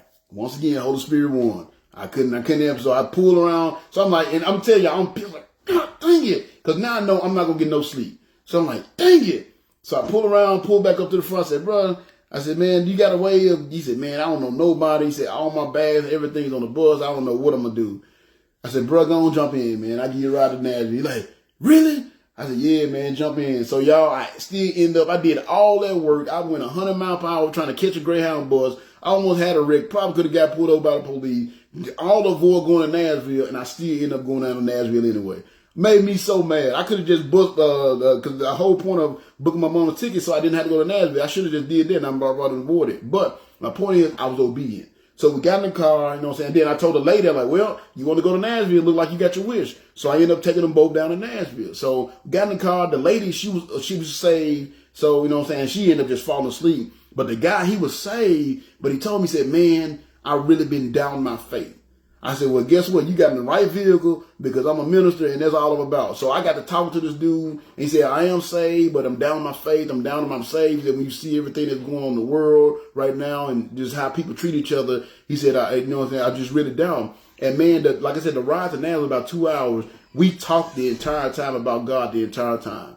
And the dude, he was just like, man, he said, I believe you're an angel. I said, nope, not that. He said, but man, he said, I can tell this was meant to happen. He said, you know what I'm saying? He said, I've been, struggling with my faith for a while now. I'm still living, doing stuff I'm not supposed to be doing. But, having this conversation with you and the way this worked out and the fact that you would do this, something like this big for me and give me a 2-hour drive out of your way and not, cause I would tell like, man, I'm not gonna get no sleep tonight. He said, the fact that you would do that, he said, that God let me know that I'm the one tripping and I need to get back to him. He said, man, thank you. He said, honestly, thank you more for this conversation about the Lord than the ride. He said, don't worry. He said, I appreciate the ride. He said, but I appreciate more this conversation you had about the Lord. He said, it really has opened my eyes and I'm really going to work on my relationship with the Lord. So again, being obedient. Now, again, I did not want to go to Nashville. I went 100 miles per hour on the interstate to avoid going to Nashville. You know what I'm saying? But the Lord wanted me in Nashville and I was obedient and I did that work. I didn't want to. And you're not going to always want to do what the Lord has you to do. But if you're going to be obedient, you're going to be successful, you're going to have to. And that's why again, my point I'm making, that's exactly why everyone is called by success, but only a few are chosen. Because only a few people will be willing to do that. Most people be like, man, I feel sucks for you, deuces. You know what I'm saying? So, but I knew, I can just see the despair on this guy's face, and the look on his face was just like, man, what am I going to do? And the Lord said, you really going to leave that man hanging like that? And like I said, I gave him a ride down to Nashville. We talked, we exchanged information. And it was so crazy because when we got out, like, all right, bro, you know what I'm saying? Be safe, enjoy the graduation. And I went to dap him up, and this dude pulled me in, and he hugged me. Now, I just met this dude literally like 2 hours before, but man, he embraced like a bear hug. He was like, man, thank you so much. You know what I'm saying? We hugged like we had been brothers, long lost brothers, and they ain't seen each other in like 20 years. That's how we hug, And I was telling it, using that story to tell my son, like, see, son, that's how you change the world. You know what I'm saying? Everybody want to do the big things to change the world and think it's the big thing. Little stuff like that. That's how you change the world, by changing people's heart and helping them see that there is still people in this world that care. You know what I'm saying? But the only way I was able to do that is because I was obedient. And see, a lot of people won't be obedient. That's why it says everyone is called by success. Everyone is called by success. You know what I'm saying? Everybody should be a preacher. This shouldn't be just something I'm doing on Facebook. Your timeline should be full of people doing the exact same thing I'm doing, and y'all just come watch me because you like me more. You know what I'm saying? But everyone is supposed to be a preacher. Y'all heard me always talking about soul winning. Everyone's supposed to be soul winning. Really, you know what I'm saying? It shouldn't be no reason to go soul winning because everybody should be a child of God. But we're not. You know what I'm saying? We're not. So when you see the drug addicts and the alcohol addicts and sleeping in the streets and they're homeless because they've given their entire life to doing drugs and drinking and things of that nature, the reason why is not because the Lord hates them or he turns his back on them. It's because they never did answer the call to success that they got. They never did. God did not make them to be alcoholics. God did not make us to be alcoholics sleeping on the bridges. God did not make us to be drug addicts sleeping on the bridges. He made us to be successful. Everybody is made to be successful. But only a few are chosen for success because only a few is willing to make those sacrifices. Only a few is willing to be obedient. Like I said, I did not want to get that man a ride all the way down the freeway. And just so y'all know, I ended up getting home. I had to be at work at 8 o'clock. And I ended up getting home at 5:15 that morning. 5:15. So I just jumped into bed and took me a nap. And, you know what I'm saying, like an hour and a half. Then, of course, I couldn't sleep good because I was worried about getting too deep into my sleep and oversleeping and missing work. And it just so happened my assistant was there. It would have been a problem because, you know what I'm saying, because she could, cover me till I got there. But she just happened to be off that day as well. And I had already gave her the day off, so I couldn't take off too. So I had to be there. And I ended up being a little late. I got there about 8:30. But, it took me an hour and a half and I went to sleep. But because I was obedient, that man might now change his whole perspective on God, change his whole life, and get to serving God. And I don't know what that little ride and that little conversation is going to do for that man's life. But I know I was obedient to what the Lord told me. Didn't want to be, but I was. So again, when you see these drug addicts and you see these alcoholics and people on the street, God didn't make them just for that. He didn't make them to be here and be the drudge of society, so to speak. God didn't make them, but it's to do those things. But they're doing those things. Why? Because at some point they got the call to be successful and they didn't answer it. At some point, everybody's like, you've been in a situation where you had an opportunity to do something different than what you was doing. Your life to go in a different direction than where it was going, and you chose not to go in that direction. That's what happened when people are like, man, I'm so proud of you and all that. Man, my life There's some that was very vivid, and I can tell you about it. Some was more subtle, but there's several times over my life, periods of time in my life I can look at where I made decisions where I could have went this way or that way. One of them is my testimony that I tell y'all about all the time. You know what I'm saying? I was when I gave my life to God, I had a decision to make whether I'm gonna go deep in the drug life or I'm gonna go do something else. You know, I didn't think that do something else was gonna be preaching and having a ministry, but I knew I needed to do something else. You know what I'm saying? Excuse me. So at some point in your life, you've been called success. I don't care what you're doing. I don't care how down and out you are. I don't care where you at. At some point, you've been called for success. And if you're not successful, it's most likely because when that happened, when you got that call, you didn't answer that call, because everybody don't. That's why in Matthew 22, because Jesus was talking about it was I think it was a parable, the parable of the bridesmaid, if I'm not mistaken. I should have looked it up, but it was a parable he was telling. I think it was the one about the 10 bridesmaids, and some of them made it in and some of them didn't. You know, and he said, many are called, but only a few are chosen. And the reason why only a few are chosen is because only a few is willing to answer their call and do the things they know that's going to be required of them when they start serving the will of God. See what I'm saying? So that's another thing you got to understand about success. You're supposed to be successful. If you're not successful, it's not because God didn't make you to be successful. It's because you didn't make the decision that you need to make to be successful. So when you see these guys, and the same thing when you see these guys in and out of jail, in and out of prison, God didn't make them for that. God did not make them for that. But the choices they're making is keeping them in that situation. The choices they're making is what's keeping them in and out of jail. You know, God didn't make them for that. He didn't make us to be prisoners. We walking around in chains our whole life. Got somebody telling you what to do or where you can go and when you can go your whole life. He didn't make us for that. But at some point, he gave you the call and you didn't answer it. You know what I'm saying? You were like, well, Brother John, how you know God didn't just make them for that? I know that because I know guys that has been in and out of jail.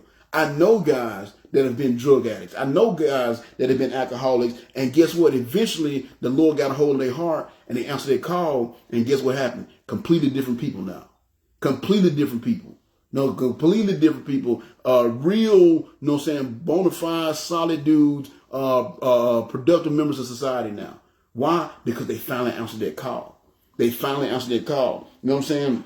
I know this happened. I've seen, I told y'all I work with a drug rehab center over in kind of where I did, you know what I'm saying? The last guy I counseled completely changed his life around. You know what I'm saying? Doing great now. He graduated the program, completely changed his life around. The guy that was like his, the sponsor of the house, I don't know what they call him. This guy named Zach Grace. He's a friend of mine. Y'all look him up on my list. Phenomenal preacher.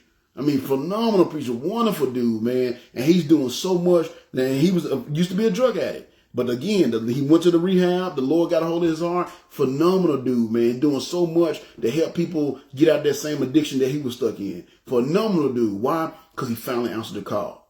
So you have to remember that. You know what I'm saying? That's why I'm always praying. Like I told y'all, my mom was up here this weekend, you know, and the reason why it's been 30 years since we spent time like that together, because she was a drug addict. You know, she's not like she used to be, but she's still not what she needs to be in the eyes of the Lord as far as we want to give her heart to doing God's work. You know what I'm saying? My brother, you know what I'm saying, he struggles with his life. My dad struggled with their life. You know what I'm saying? And that's something I pray for them all the time. Lord, just help them see, get a hold of their heart and help them see. If they would just get their heart to you and get their whole heart to you, man, the work that they can do.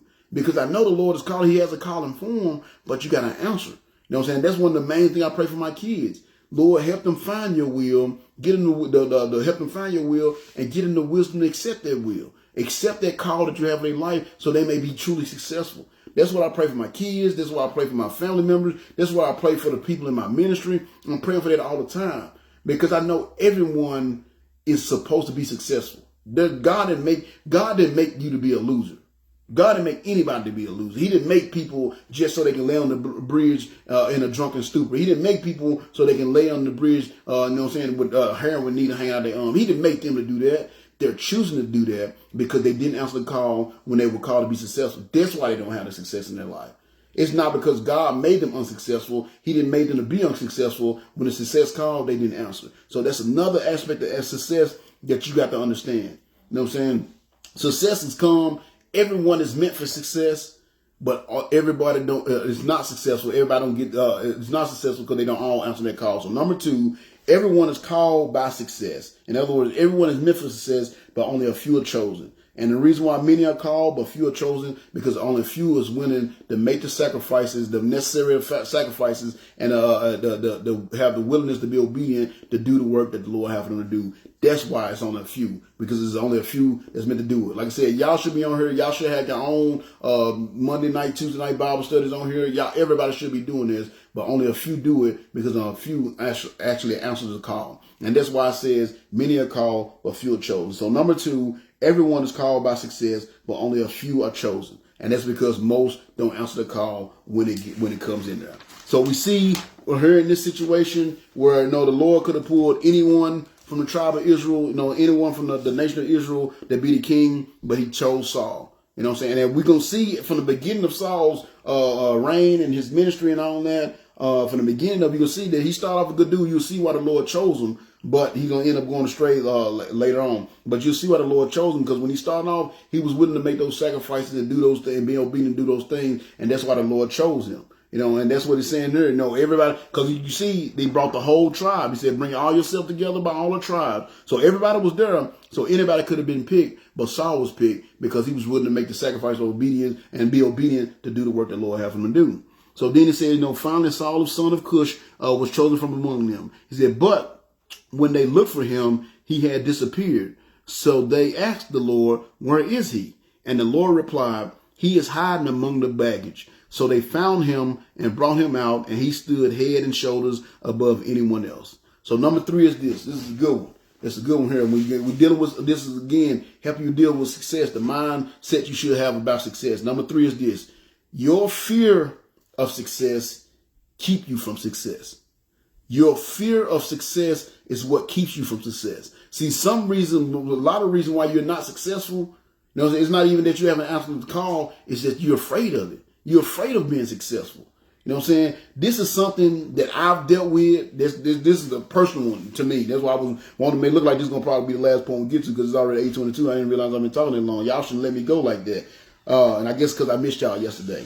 But this is one that I've dealt with personally. You know what I'm saying? This is something I've dealt with since I started my ministry. You know what I'm saying? Because I knew, honestly, from the beginning, I honestly probably knew since a kid that this is what I'm supposed to be doing. I was supposed to be doing some work for God. I ain't gonna say I knew, but I kind of knew subconsciously. I always had that feeling because I've always felt God's presence on my life, even in the midst of what I was going through as a young person and the evils I was living through. I always felt God's hand upon my life. So I knew God had a greater purpose for me. I didn't know it was this. I'd be alive. I said I knew I was going to be the lost sheep minister one day, but I did know that God had a purpose for me. You know what I'm saying? But what we do, we convince ourselves that we're not worthy, or we convince ourselves that we're not capable. So because we convince ourselves that we're not worthy or capable, a lot of times we won't even try. And we use that, I'm not worthy to do it, or I'm not capable of doing it, so we won't try. But in reality, we're afraid of it. We're afraid of it. Because I remember before I started the ministry, I remember the pivoting when I was telling y'all about the decision you make that's pivotal in the guided direction. I remember when I first got to where I'm at, River Lake Baptist Church, and I remember having a conversation with the pastor one night. And y'all might have heard this story before, but it's kind of relative to what we're talking about today. So I remember having a conversation, and at this point, I had been there a couple of months. And like I said, most of the people in the church are older people, you know what I'm saying? And I can tell they just needed some fresh young meat to get out there and do some work. And it's a small church, so there's plenty of work to be done. The church I came from was a big church, so you really didn't have to do much because they always had, plenty of people to do the work. But here, that wasn't the case. So I knew it was work to be done, and I knew there was a need for workers. And you know what I'm saying? I'm just sitting back there, just going to church, minding my own business. But I was coming to conviction, like, man, I can be, because he'd be like, because if I can get somebody to go soul in, if I can get somebody to drive a bus, if I can get somebody to do this, do that, you know what I'm saying? It'd be such a blessing. And I'm just sitting there, sitting on my hands. And then finally, before we officially joined the church, I had a conversation with the pastor. And I told him, I said, man, I need to talk to you about something. He's like, okay. And we sat down one night in the office. I'll never forget, it was like 8 o'clock at night, and we talked about once on that morning. But basically, I was telling them all this stuff that I had, this sin that I still had in my heart that I was doing. And at the time, the 3 main ones, I was still like smoking weed, and I was still watching pornography, and and I still was cursing all the time. I still ain't got rid of those, but I was just telling them that. And I'm like, so, I said, man, I want to, and that was my excuse. I was like, man, I want to be in your church and I want to do work and all that. But, I got these things that I do. And I don't think I should be, serving in church like that, knowing I do these things, outside the church kind of thing. And I said, so I understand. I said, I just wanted to bring it to your attention because I can tell you need some workers. And I don't mind doing it. Though I don't mind doing the work. I said, but at the same time, I know I do these things, so I probably shouldn't. And I said, so I understand if you're not okay with it. I said, if you're okay with it, I do the work. If you're not okay with it, then I just, I'm not going to leave the church or anything. I just, stay in my place or whatever. And he said, I'm fine with it. And I'm like, what? He's like, yeah, I'm fine with it. I said, and I'm like, why? He's like, cause he said, the fact that you told me these things, that you're doing these things lets me know that it bothers you. And he said, when the time comes, the Lord will take those things away from you and out of your heart, and you won't be doing those things anymore. He said, but in the meantime, you can still put in the work. You're still worthy of doing the work. I said, well, I don't feel worthy of doing the work. He said, let me ask you, he said, are you saved? I said, yeah. He said, are you saved? I said, yes. He said, are you sure you saved? And I said, yes. He said, well, if you're saved, then guess what? Those sins have been forgiven. He said, the problem is you haven't forgiven yourself. And you're probably afraid of what you would be able to do if you did. And I was just like, blow to the chest. So he's like, so I tell you what, if you want to work, he said, I'm not going to tell you to stop smoking. I'm not going to tell you to stop watching porn. I'm not going to tell you to stop cursing all the time. He said, but I guarantee you this. He said, if you're serious about it and you let the Lord work on you, eventually you will give it up. And I guess what, y'all? That was almost 9 years ago. Guess what? Don't watch porn no more. Don't smoke weed no more. And I don't curse as much as I used to. You know what I'm saying? Baby steps. But the thing was, because of those things, I had already convinced myself that because of these things that I shouldn't even try. And it wasn't because of those things I shouldn't try, but really what I was afraid of, that I was going to try and I was going to be successful. And then I have to deal with that. Now that I'm successful, I got to live this life. I got to walk this different walk. I can't walk because as long as I was, staying in the shadows, so to speak, I didn't have to worry about, what I did. That's why I can keep smoking weed and keep watching porno because I didn't have to worry about nobody following me and what I did, But now that I'm a minister, I got to watch myself. That's why the Bible say, be not many masters, because you're going to, and I'm paraphrasing, but he said basically saying, be not many masters because you'll receive a greater condemnation. In other words, when you become a minister, when you become a pastor, when you become someone that's representative of the Lord and supposed to be leading people in the right direction, if you go in the wrong way, then guess what? Everybody that's following you going to go that way as well. So you got to start watching yourself. So that's a lot of times, that's why we don't want to get involved in the church. That's why we don't want to do more for God, because we don't want to be successful. And now we have to live this life, this different life, which the crazy part about it, we should want to. That's what Paul talks about all the time, putting off the old man. We should want to put off the old man and go down the new path. But a lot of times we don't. And it's because we're afraid of the success. So that's one I've dealt with for a while. You know what I'm saying? And and like I said, we convince ourselves that we're not capable or worthy of doing it. So we won't be, when in reality, if we know that we really did it and we really put our whole heart in it, we'll be successful, and we're afraid of the success. Because you see that with Moses. Think about what Moses did. When the Lord called him, what did he say? Lord, I can't talk. I can't talk, Lord. I can't do this. I can't go talking to the Pharaoh. I can't do it, Lord. He said, all right, we'll get your brother Aaron. Your brother Aaron, even though you ain't seen him in 40 years, I'm going to have him walk across the desert and y'all going to meet up and let him talk for you. But you're going. And then what happened? We see Aaron spoke a little bit in the beginning, but most of the time, you read through Exodus, most of the times when they're talking to Pharaoh, Moses is the one doing the talking. And look where he ended up becoming. A man the Bible that God calls my friend. God called Moses my friend. He was about to success. He was so successful that he's the only man in the Bible that actually got to see God. No, and not in like a dream state or God didn't come to him in a vision. He actually saw God as a man saw God. And the glory from God was so, and all he saw was God's backside. You know what I'm saying, basically. And the glory from just seeing God's backside as a living human being was so magnificent that it said that his face shone like the sun. Like, it was so bright that when he would talk to people, he had to put a veil over his face so they'll be able to talk to him. You see what I'm saying? He was successful. He got up as high as he could. And that's what he was really afraid of. It wasn't that he was afraid that he couldn't talk to Pharaoh. It wasn't that he was afraid that he wasn't capable. He was afraid of being successful. And he knew, because he knew the responsibilities and everything that was going to come along with the success. He knew that he was going to have to leave. Now, if he took this job and he was successful at his job, then guess what? Now he got 1 million people, 1 million of God's own people. Then that's some pressure for your butt right there. Not just to have 1 million people follow you, but 1 million people that God has called his own people. That's what he was thinking about. He was afraid of being successful because he knew if he was successful at this task, then guess what? That's something he was going to have to do. See what I'm saying? And like I said, I struggle with that. I keep having this weird dream, and it could be tied to success, or I could just be overthinking it. But I keep having this weird dream, this reoccurring dream I have. And in this dream, I either got the ability to fly or I got the ability to jump really high.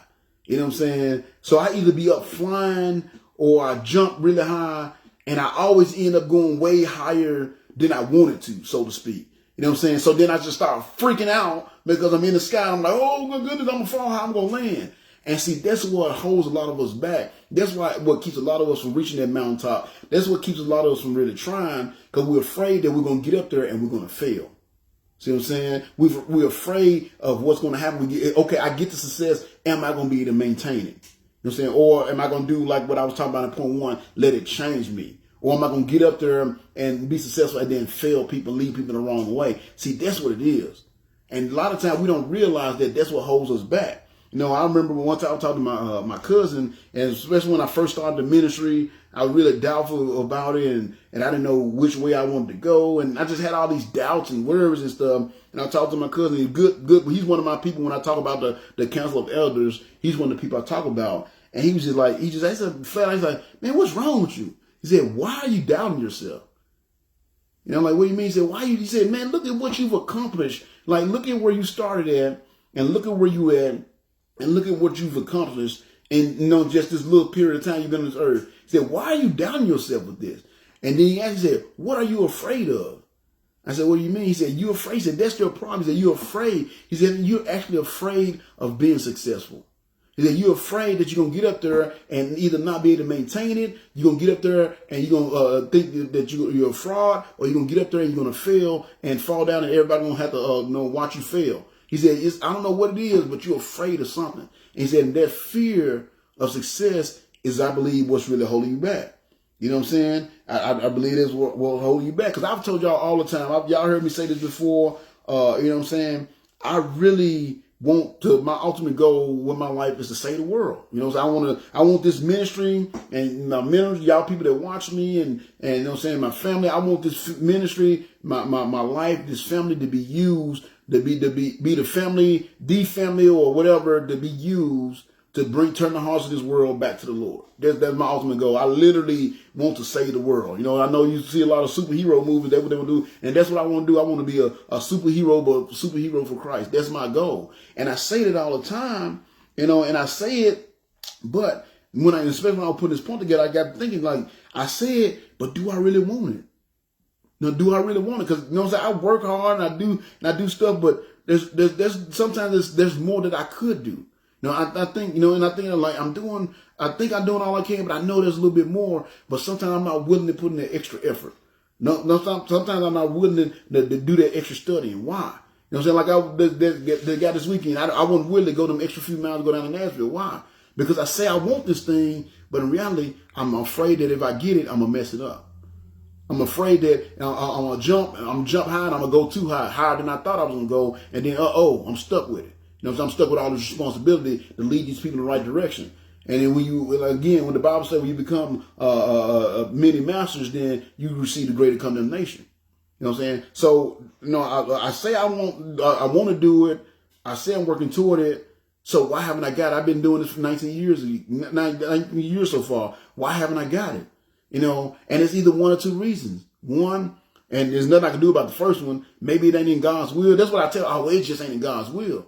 And that could be. I don't know. God ain't said, yay or nay yet. Yay or nay yet. He just told me to keep moving forward. And that's what I keep doing. So one, either it ain't in God's will, or two, I'm afraid to do it. And so whenever I start to get close, when I start to have that breakthrough, when I start the ministry do start growing and look like it's going to go in a direction, I maybe self-sabotage and do something to hold it back. Because I'm afraid of what's going to happen if I truly do become the success that I want to be. You know what I'm saying? It's that fear. And that fear holds us back. We'll never be able to really have success till we stop fearing that success. And that's why I want to do this lesson, so you're not afraid of it and you just know what to deal with. So this is to y'all, but it's to me as well. You know, it's to me as well. I'm taking notes just like y'all are. Like I said, I just put this lesson together about an hour and a half before I brought it to y'all. So this stuff that's touching my heart as well. Because like I said, it's something that I've dealt with. You know, I want to, but why haven't I yet? Why haven't I reached this goal yet? And it could be because, like I said, it could either be because it's by part of God's will, or I'm just too afraid to actually do it. You know, and why do I say that? Because since I was little, you know what I'm saying, I've always been a smart kid, smart kid at school and all that.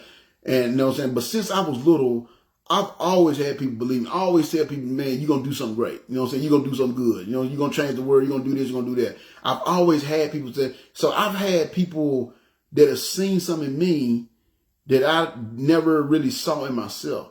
But it's obviously something there, because it's not just the same people in my family. I mean, just over the years, anybody I met, they say, man, you're going to do something, you're going to do this, that, and that. Because they see it, but I don't. I remember even like, you know what I'm saying, with people that I knew from my childhood that I ain't seen in a while, and I talk to them now, and they be like, man, what you doing? You know what I'm saying? Yeah, I'm the kids and all that, and I'm a preacher. And, you know what I'm saying? And, and I expect them to be shocked. And they just like, oh, I couldn't have told you were going to do that. And I'm like, what do you mean? He's like, oh, man, I could have, told you. I can just tell by the way you were, how you lived your life when you was younger. You know what I'm saying? That you're going to somehow end up doing something for God. Like, I could have told you that. And I'm like, well, how did I not know it? And that's what it was. I just didn't see it, but other people seen it. I've had it my whole life. Like I said, I know a lot of times you see these hood movies, and they do make fun of smart people or people that's different, but I've never had that. I honestly can tell you, I've never had anybody like from the hood, my hood, or anything tell me like anything negative, like, oh, you ain't gonna do this, you ain't gonna do that. I've only ever had positive. You know what I'm saying? And like I said, I've heard them say, oh man, I've never had that. I've always been encouraged. I've always had people encourage me to do exactly what I'm doing right now. I've always had people tell me that one day I'm gonna make a mark on this world. I've always been motivated that. And it's weird that I've had everybody else see that and everybody else say that, but I really didn't believe in myself until I started really doing the work and saying like, hey, this is really possible. But even still now, I still think sometimes I subconsciously hold myself back. And I pray all the time, Lord, whatever it is holding me back, if it's myself, now if it's you holding me back, then I can't fight that. It ain't nothing I'm gonna do. I'm gonna keep going forward anyway. But if it's me holding me back, show me so I can live up to the potential and I can do the work and I can be that man, that 100% man that you want me to be. That's another one I told y'all. My goal is to be that 100% man, 100% consecrated to the Lord. Because the Bible, not the Bible said, a pastor made this statement. He said the world has yet to see what the Lord can do with a man that's 100% dedicated to him. A man like that can change the world. And I want to be that man. I want to be that. But do I really? Or am I, I say I want to be there, but in my heart of hearts, I'm afraid to be there because I know what's going to come along with it. I know that the responsibility is going to come along with it. I know the time and the sacrifice I'm going to have to make that's going to come along with it. So again, I say I want it, but do I really? So this is what happened with a lot of times. That's why a lot of us can't really be as successful as we can be. That's why some of us never really hit our pinnacle, never live up to our full potential, because we hold ourselves back because of the fear of what will happen if we do become successful. You know what I'm saying? Will I be able to maintain it? Or will I get up there and fail and look like a fool? Or will I end up jumping higher than I wanted to and I end up having more responsibilities than I actually wanted to take on? You know what I'm saying? But whatever it is that holds you back, it does hold you back. And you got to understand, you shouldn't do that. If you know there's a fear, you got to know something the Lord have for you to do. You know there's something the Lord calls you to do. You should put your all into that. And that's what I try to do. I try to put my all. Like I said, sometimes I think I subconsciously do it because I'm afraid. And I know I'm not the only one that does that. And I pray that the Lord will help me get over that fear or take whatever that is in my heart that's holding me back. Because I know if I don't, I'll never be able to live up to my full potential. And I'm going to end this point with this. And talking about that. And actually, as I was reading through this poem, it's crazy because it's actually going to back up, some of the stuff that I've been talking about already tonight. But, I was talking, it was this movie I watched a long time ago. It's called Coach Carter. And this poem was read, was quoted during the movie. And it made such an impact on me to this day. It's one of my favorite poems. And what it's called is Our Greatest Fear. And it really kind of goes along with what I'm talking about for this point and a little bit of what I'm talking about tonight. as well, as far as like everybody being successful in things. So the poem, name and title of the poem is called Our Greatest Fear, and the author of it is Marianne Williamson. Wonderful poem. I'm going to read this for you. So it says, this is what it says. It says, our greatest fear is not that we are inadequate, but that we are powerful beyond measure. So see, just like I was talking about, I was convincing myself that, I'm not capable of all that. No, it says our greatest fear is not that we are inadequate, but that we are powerful beyond measure. It is our light, not our darkness, that frightens us. We ask ourselves, who am I to be brilliant, gorgeous, handsome, talented, and fabulous? And actually, who are you not to be? You are a child of God. Your playing small does not serve the world. There is nothing enlightened about shrinking so that other people won't feel insecure around you. We were born, and notice that we were born to make manifest the glory of God within us. And it is not just in some, it is in everywhere. One. And I want y'all to know, I put them points together before I got this poem. So it's just when I printed it out, I'm like, because it's been a while since I actually read through it. I'm like, this is perfect. It's going to back up everything I've been saying. You know what I'm saying? So again, it says, we were born to make manifest the glory of God within us. It is not just in some, it is in everyone. See, everyone is called for greatness. Just everyone don't choose it. And then it says, and as we let our light shine, we consciously give other people permission to do the same.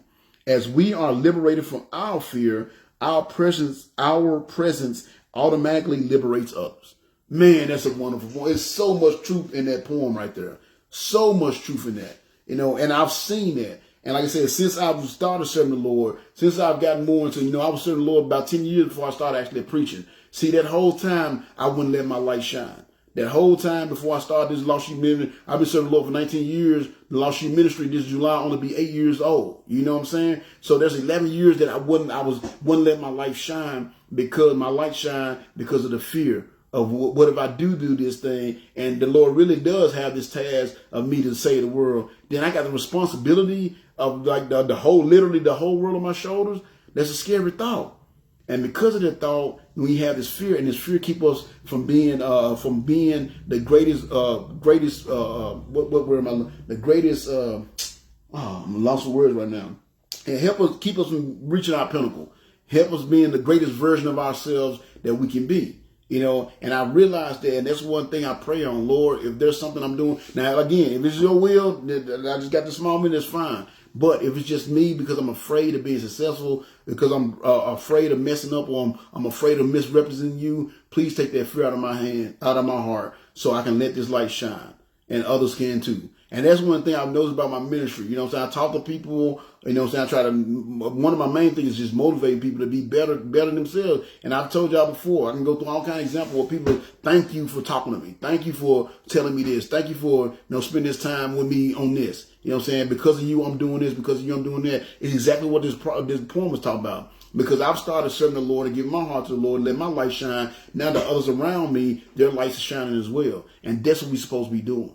You know what I'm saying? I want to save the world. I might not be the guy that saved the world, but how awesome would it be if I can at least be the guy that would like to spark in the heart of the one that does? Either way it go, I still get a part of it. You see what I'm saying? I still get to come to my goal, the world is saved and brought back to the Lord. But I won't do that as long as I'm stuck in my fear. So number 3, and the last point I'm going to do tonight, your fear of success keeps you from success. Your fear of success can keep you from success. So that being said, y'all, I'm going to stop right there. I only got through 3 points. I'm getting bad. I'm getting worse. First, I was getting through like 18, 19 points, and then I was getting through like 10 points, and then I was getting through like 4, 5. Now I only got through 3. I'm getting bad. Y'all got to stop me. But I'm hoping this is helping y'all. Like I said, it's a different aspect of success, but still dealing with success. Dealing with success, and that's actually the title, How to Deal with Success. Because like I said, yes, success is great, but success has some consequences and actions, and success has a lot of responsibility to come to it. If you're not prepared to deal with that success, then just like I was telling y'all in the introduction, my buddy, and his friends, what happened to them because of the success, they wasn't ready for it. 2 of them basically lost their mind, and there's only one of them that really keeps. The one of them is only still standing, so to speak, and he haven't lost his mind. So again, that's where I'm gonna end up today. This won't be as long as the other chapter. I only got like 4 more points, so I might finish it up next. I should be able to finish it up next week. But with that being said, of course, my ending announcement. Is there anything particular that y'all want me to cover that I haven't covered already? Please reach out to me and let me know. As always, you can inbox me. But if not, God willing, next Monday, we should be back on schedule next Monday. Like I said, I haven't heard. I don't know when we're going to have to go get the biopsy done. They supposed to get that scheduled. So unless they schedule that for next Monday or something like that, I should be here. So again, if, for my people that came in a little late, I kind of explained what happened to me yesterday while I wasn't here. So once I post the video, if y'all want to go back and watch the beginning and catch the intro, and I kind of talk about what's going on with me. But I definitely need everybody's prayers that's watching this video. So again, God willing, next Monday we'll be back on schedule. Next Monday, 7 o'clock, we'll do part 2 of this lesson, dealing with success.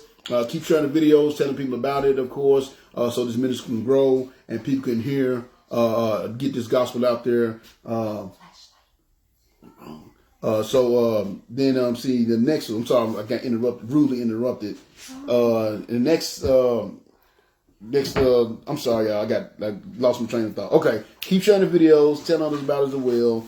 Of course, if you're not sure about your salvation, I really didn't talk about salvation tonight. But if you're not sure about your salvation, then make sure you reach out to me and let me know. I can schedule some time with you, go over the gospel with you. But that's the most important decision you ever make. So make sure you reach out to me and let me know. And also, if you got any kind of questions, any spiritual guidance you need, any questions about the Bible, anything, you just want to talk about the Lord, reach out to me and let me know. And again, I'll schedule some time in my schedule to go over there with you.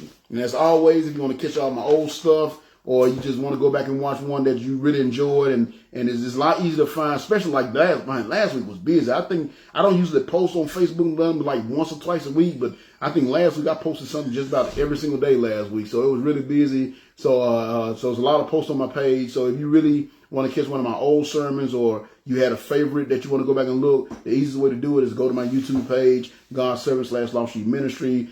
Send me a subscribe, so that way whenever I post stuff, you can get to it, or it'd be easier for you to find. But all the videos are on there. The last 2, I got them downloaded this past Sunday, so every video is on there that I've done thus far.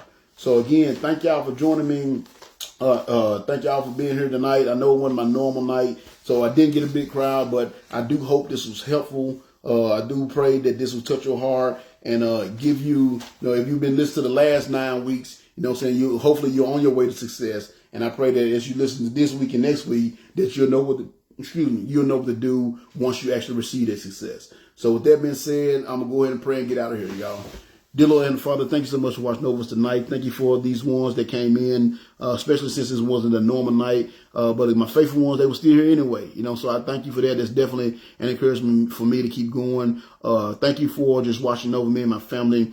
Thank you for giving me the wisdom that when I know back in the day, always being a black man, you're like, oh, I don't go to the doctor for just anything, we just tough it out. But thank you for giving me the wisdom to see when I had a issue to get it checked out, because it could be possibly serious, Lord. But either way it go, whether it's the serious thing or the non-serious thing, I'm going to put it all in your hand, because I know you're the Jehovah Rapha, the God that heal. And I just pray you keep your hands upon my body, give the doctors the wisdom to make the right diagnosis and get the right treatment as well. I pray you be with anybody else that may be going through a health issue as I am, or just going through whatever they're going through. Give me your power, love, and wisdom over these problems that arise in our lives that keep us from doing the work that you have for us to do. And just give us the encouragement, enthusiasm that keep working through it. And that's what I'm going to do until I get the bad news or the good news, whatever. I'm just going to keep working, Lord. I'm not going to stress over it. I'm not going to worry about it. I'm just going to put it in your hand. And I pray you just continue to watch over all the people that are watching this video. I pray that the video was able to help them, Lord. And I pray you would just put this wisdom in their heart and give them the want to use this wisdom that I provided tonight to be able to handle whatever success that you send their way. I pray you send some success their way. And I pray they use these points that I share here tonight to be able to handle that success when it comes their way, so it don't pull them away from you. We pray you just continue to watch over this world, Lord. Man, it looked like the way we're going, we've had especially this country, we've had too much success. That's why we got the craziness and that's going on in our world today. You got men that don't know their men, and women don't know their women, and all this is because we've just become too successful. We've been bored, and we don't have anything else to do, so we're just going to rebel against you. And I pray you help us see that, Lord. And I pray for the day where this world as a whole, we will humble ourselves, pray, seek your face, and turn from our wicked ways, so you may hear from heaven, forgive our sins, and heal our land. Continue to watch over us, continue to bless us and guide us, Lord. Be with this ministry, my family, my ministry members, and continue to use this ministry in a mighty way.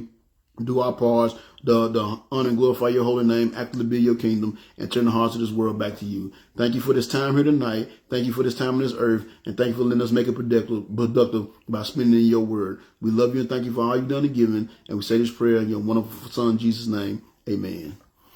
All right, man. Thank y'all for being in here. Again, appreciate it. I know on my normal night, but y'all being here encourages me. Again, just keep me in your prayers. I'm not stressed out about it, but I know there's really nothing you can do about it right now but pray. So y'all keep me in your prayers, keep my family in your prayers as well. And we're going to pray for some good news. You know what I'm saying? And the only thing bad part about it, it'll be like 3-4 weeks before I know. So I will keep y'all updated as I find out more, but it's going to be a little while. So in the meantime, I'm just going to keep on praying, and I pray y'all keep listening. So until next time, I love you guys. Keep praying for y'all. I'll keep praying for y'all. Y'all keep praying for me. And remember to always watch your back and pray. I love you. And until next time, peace.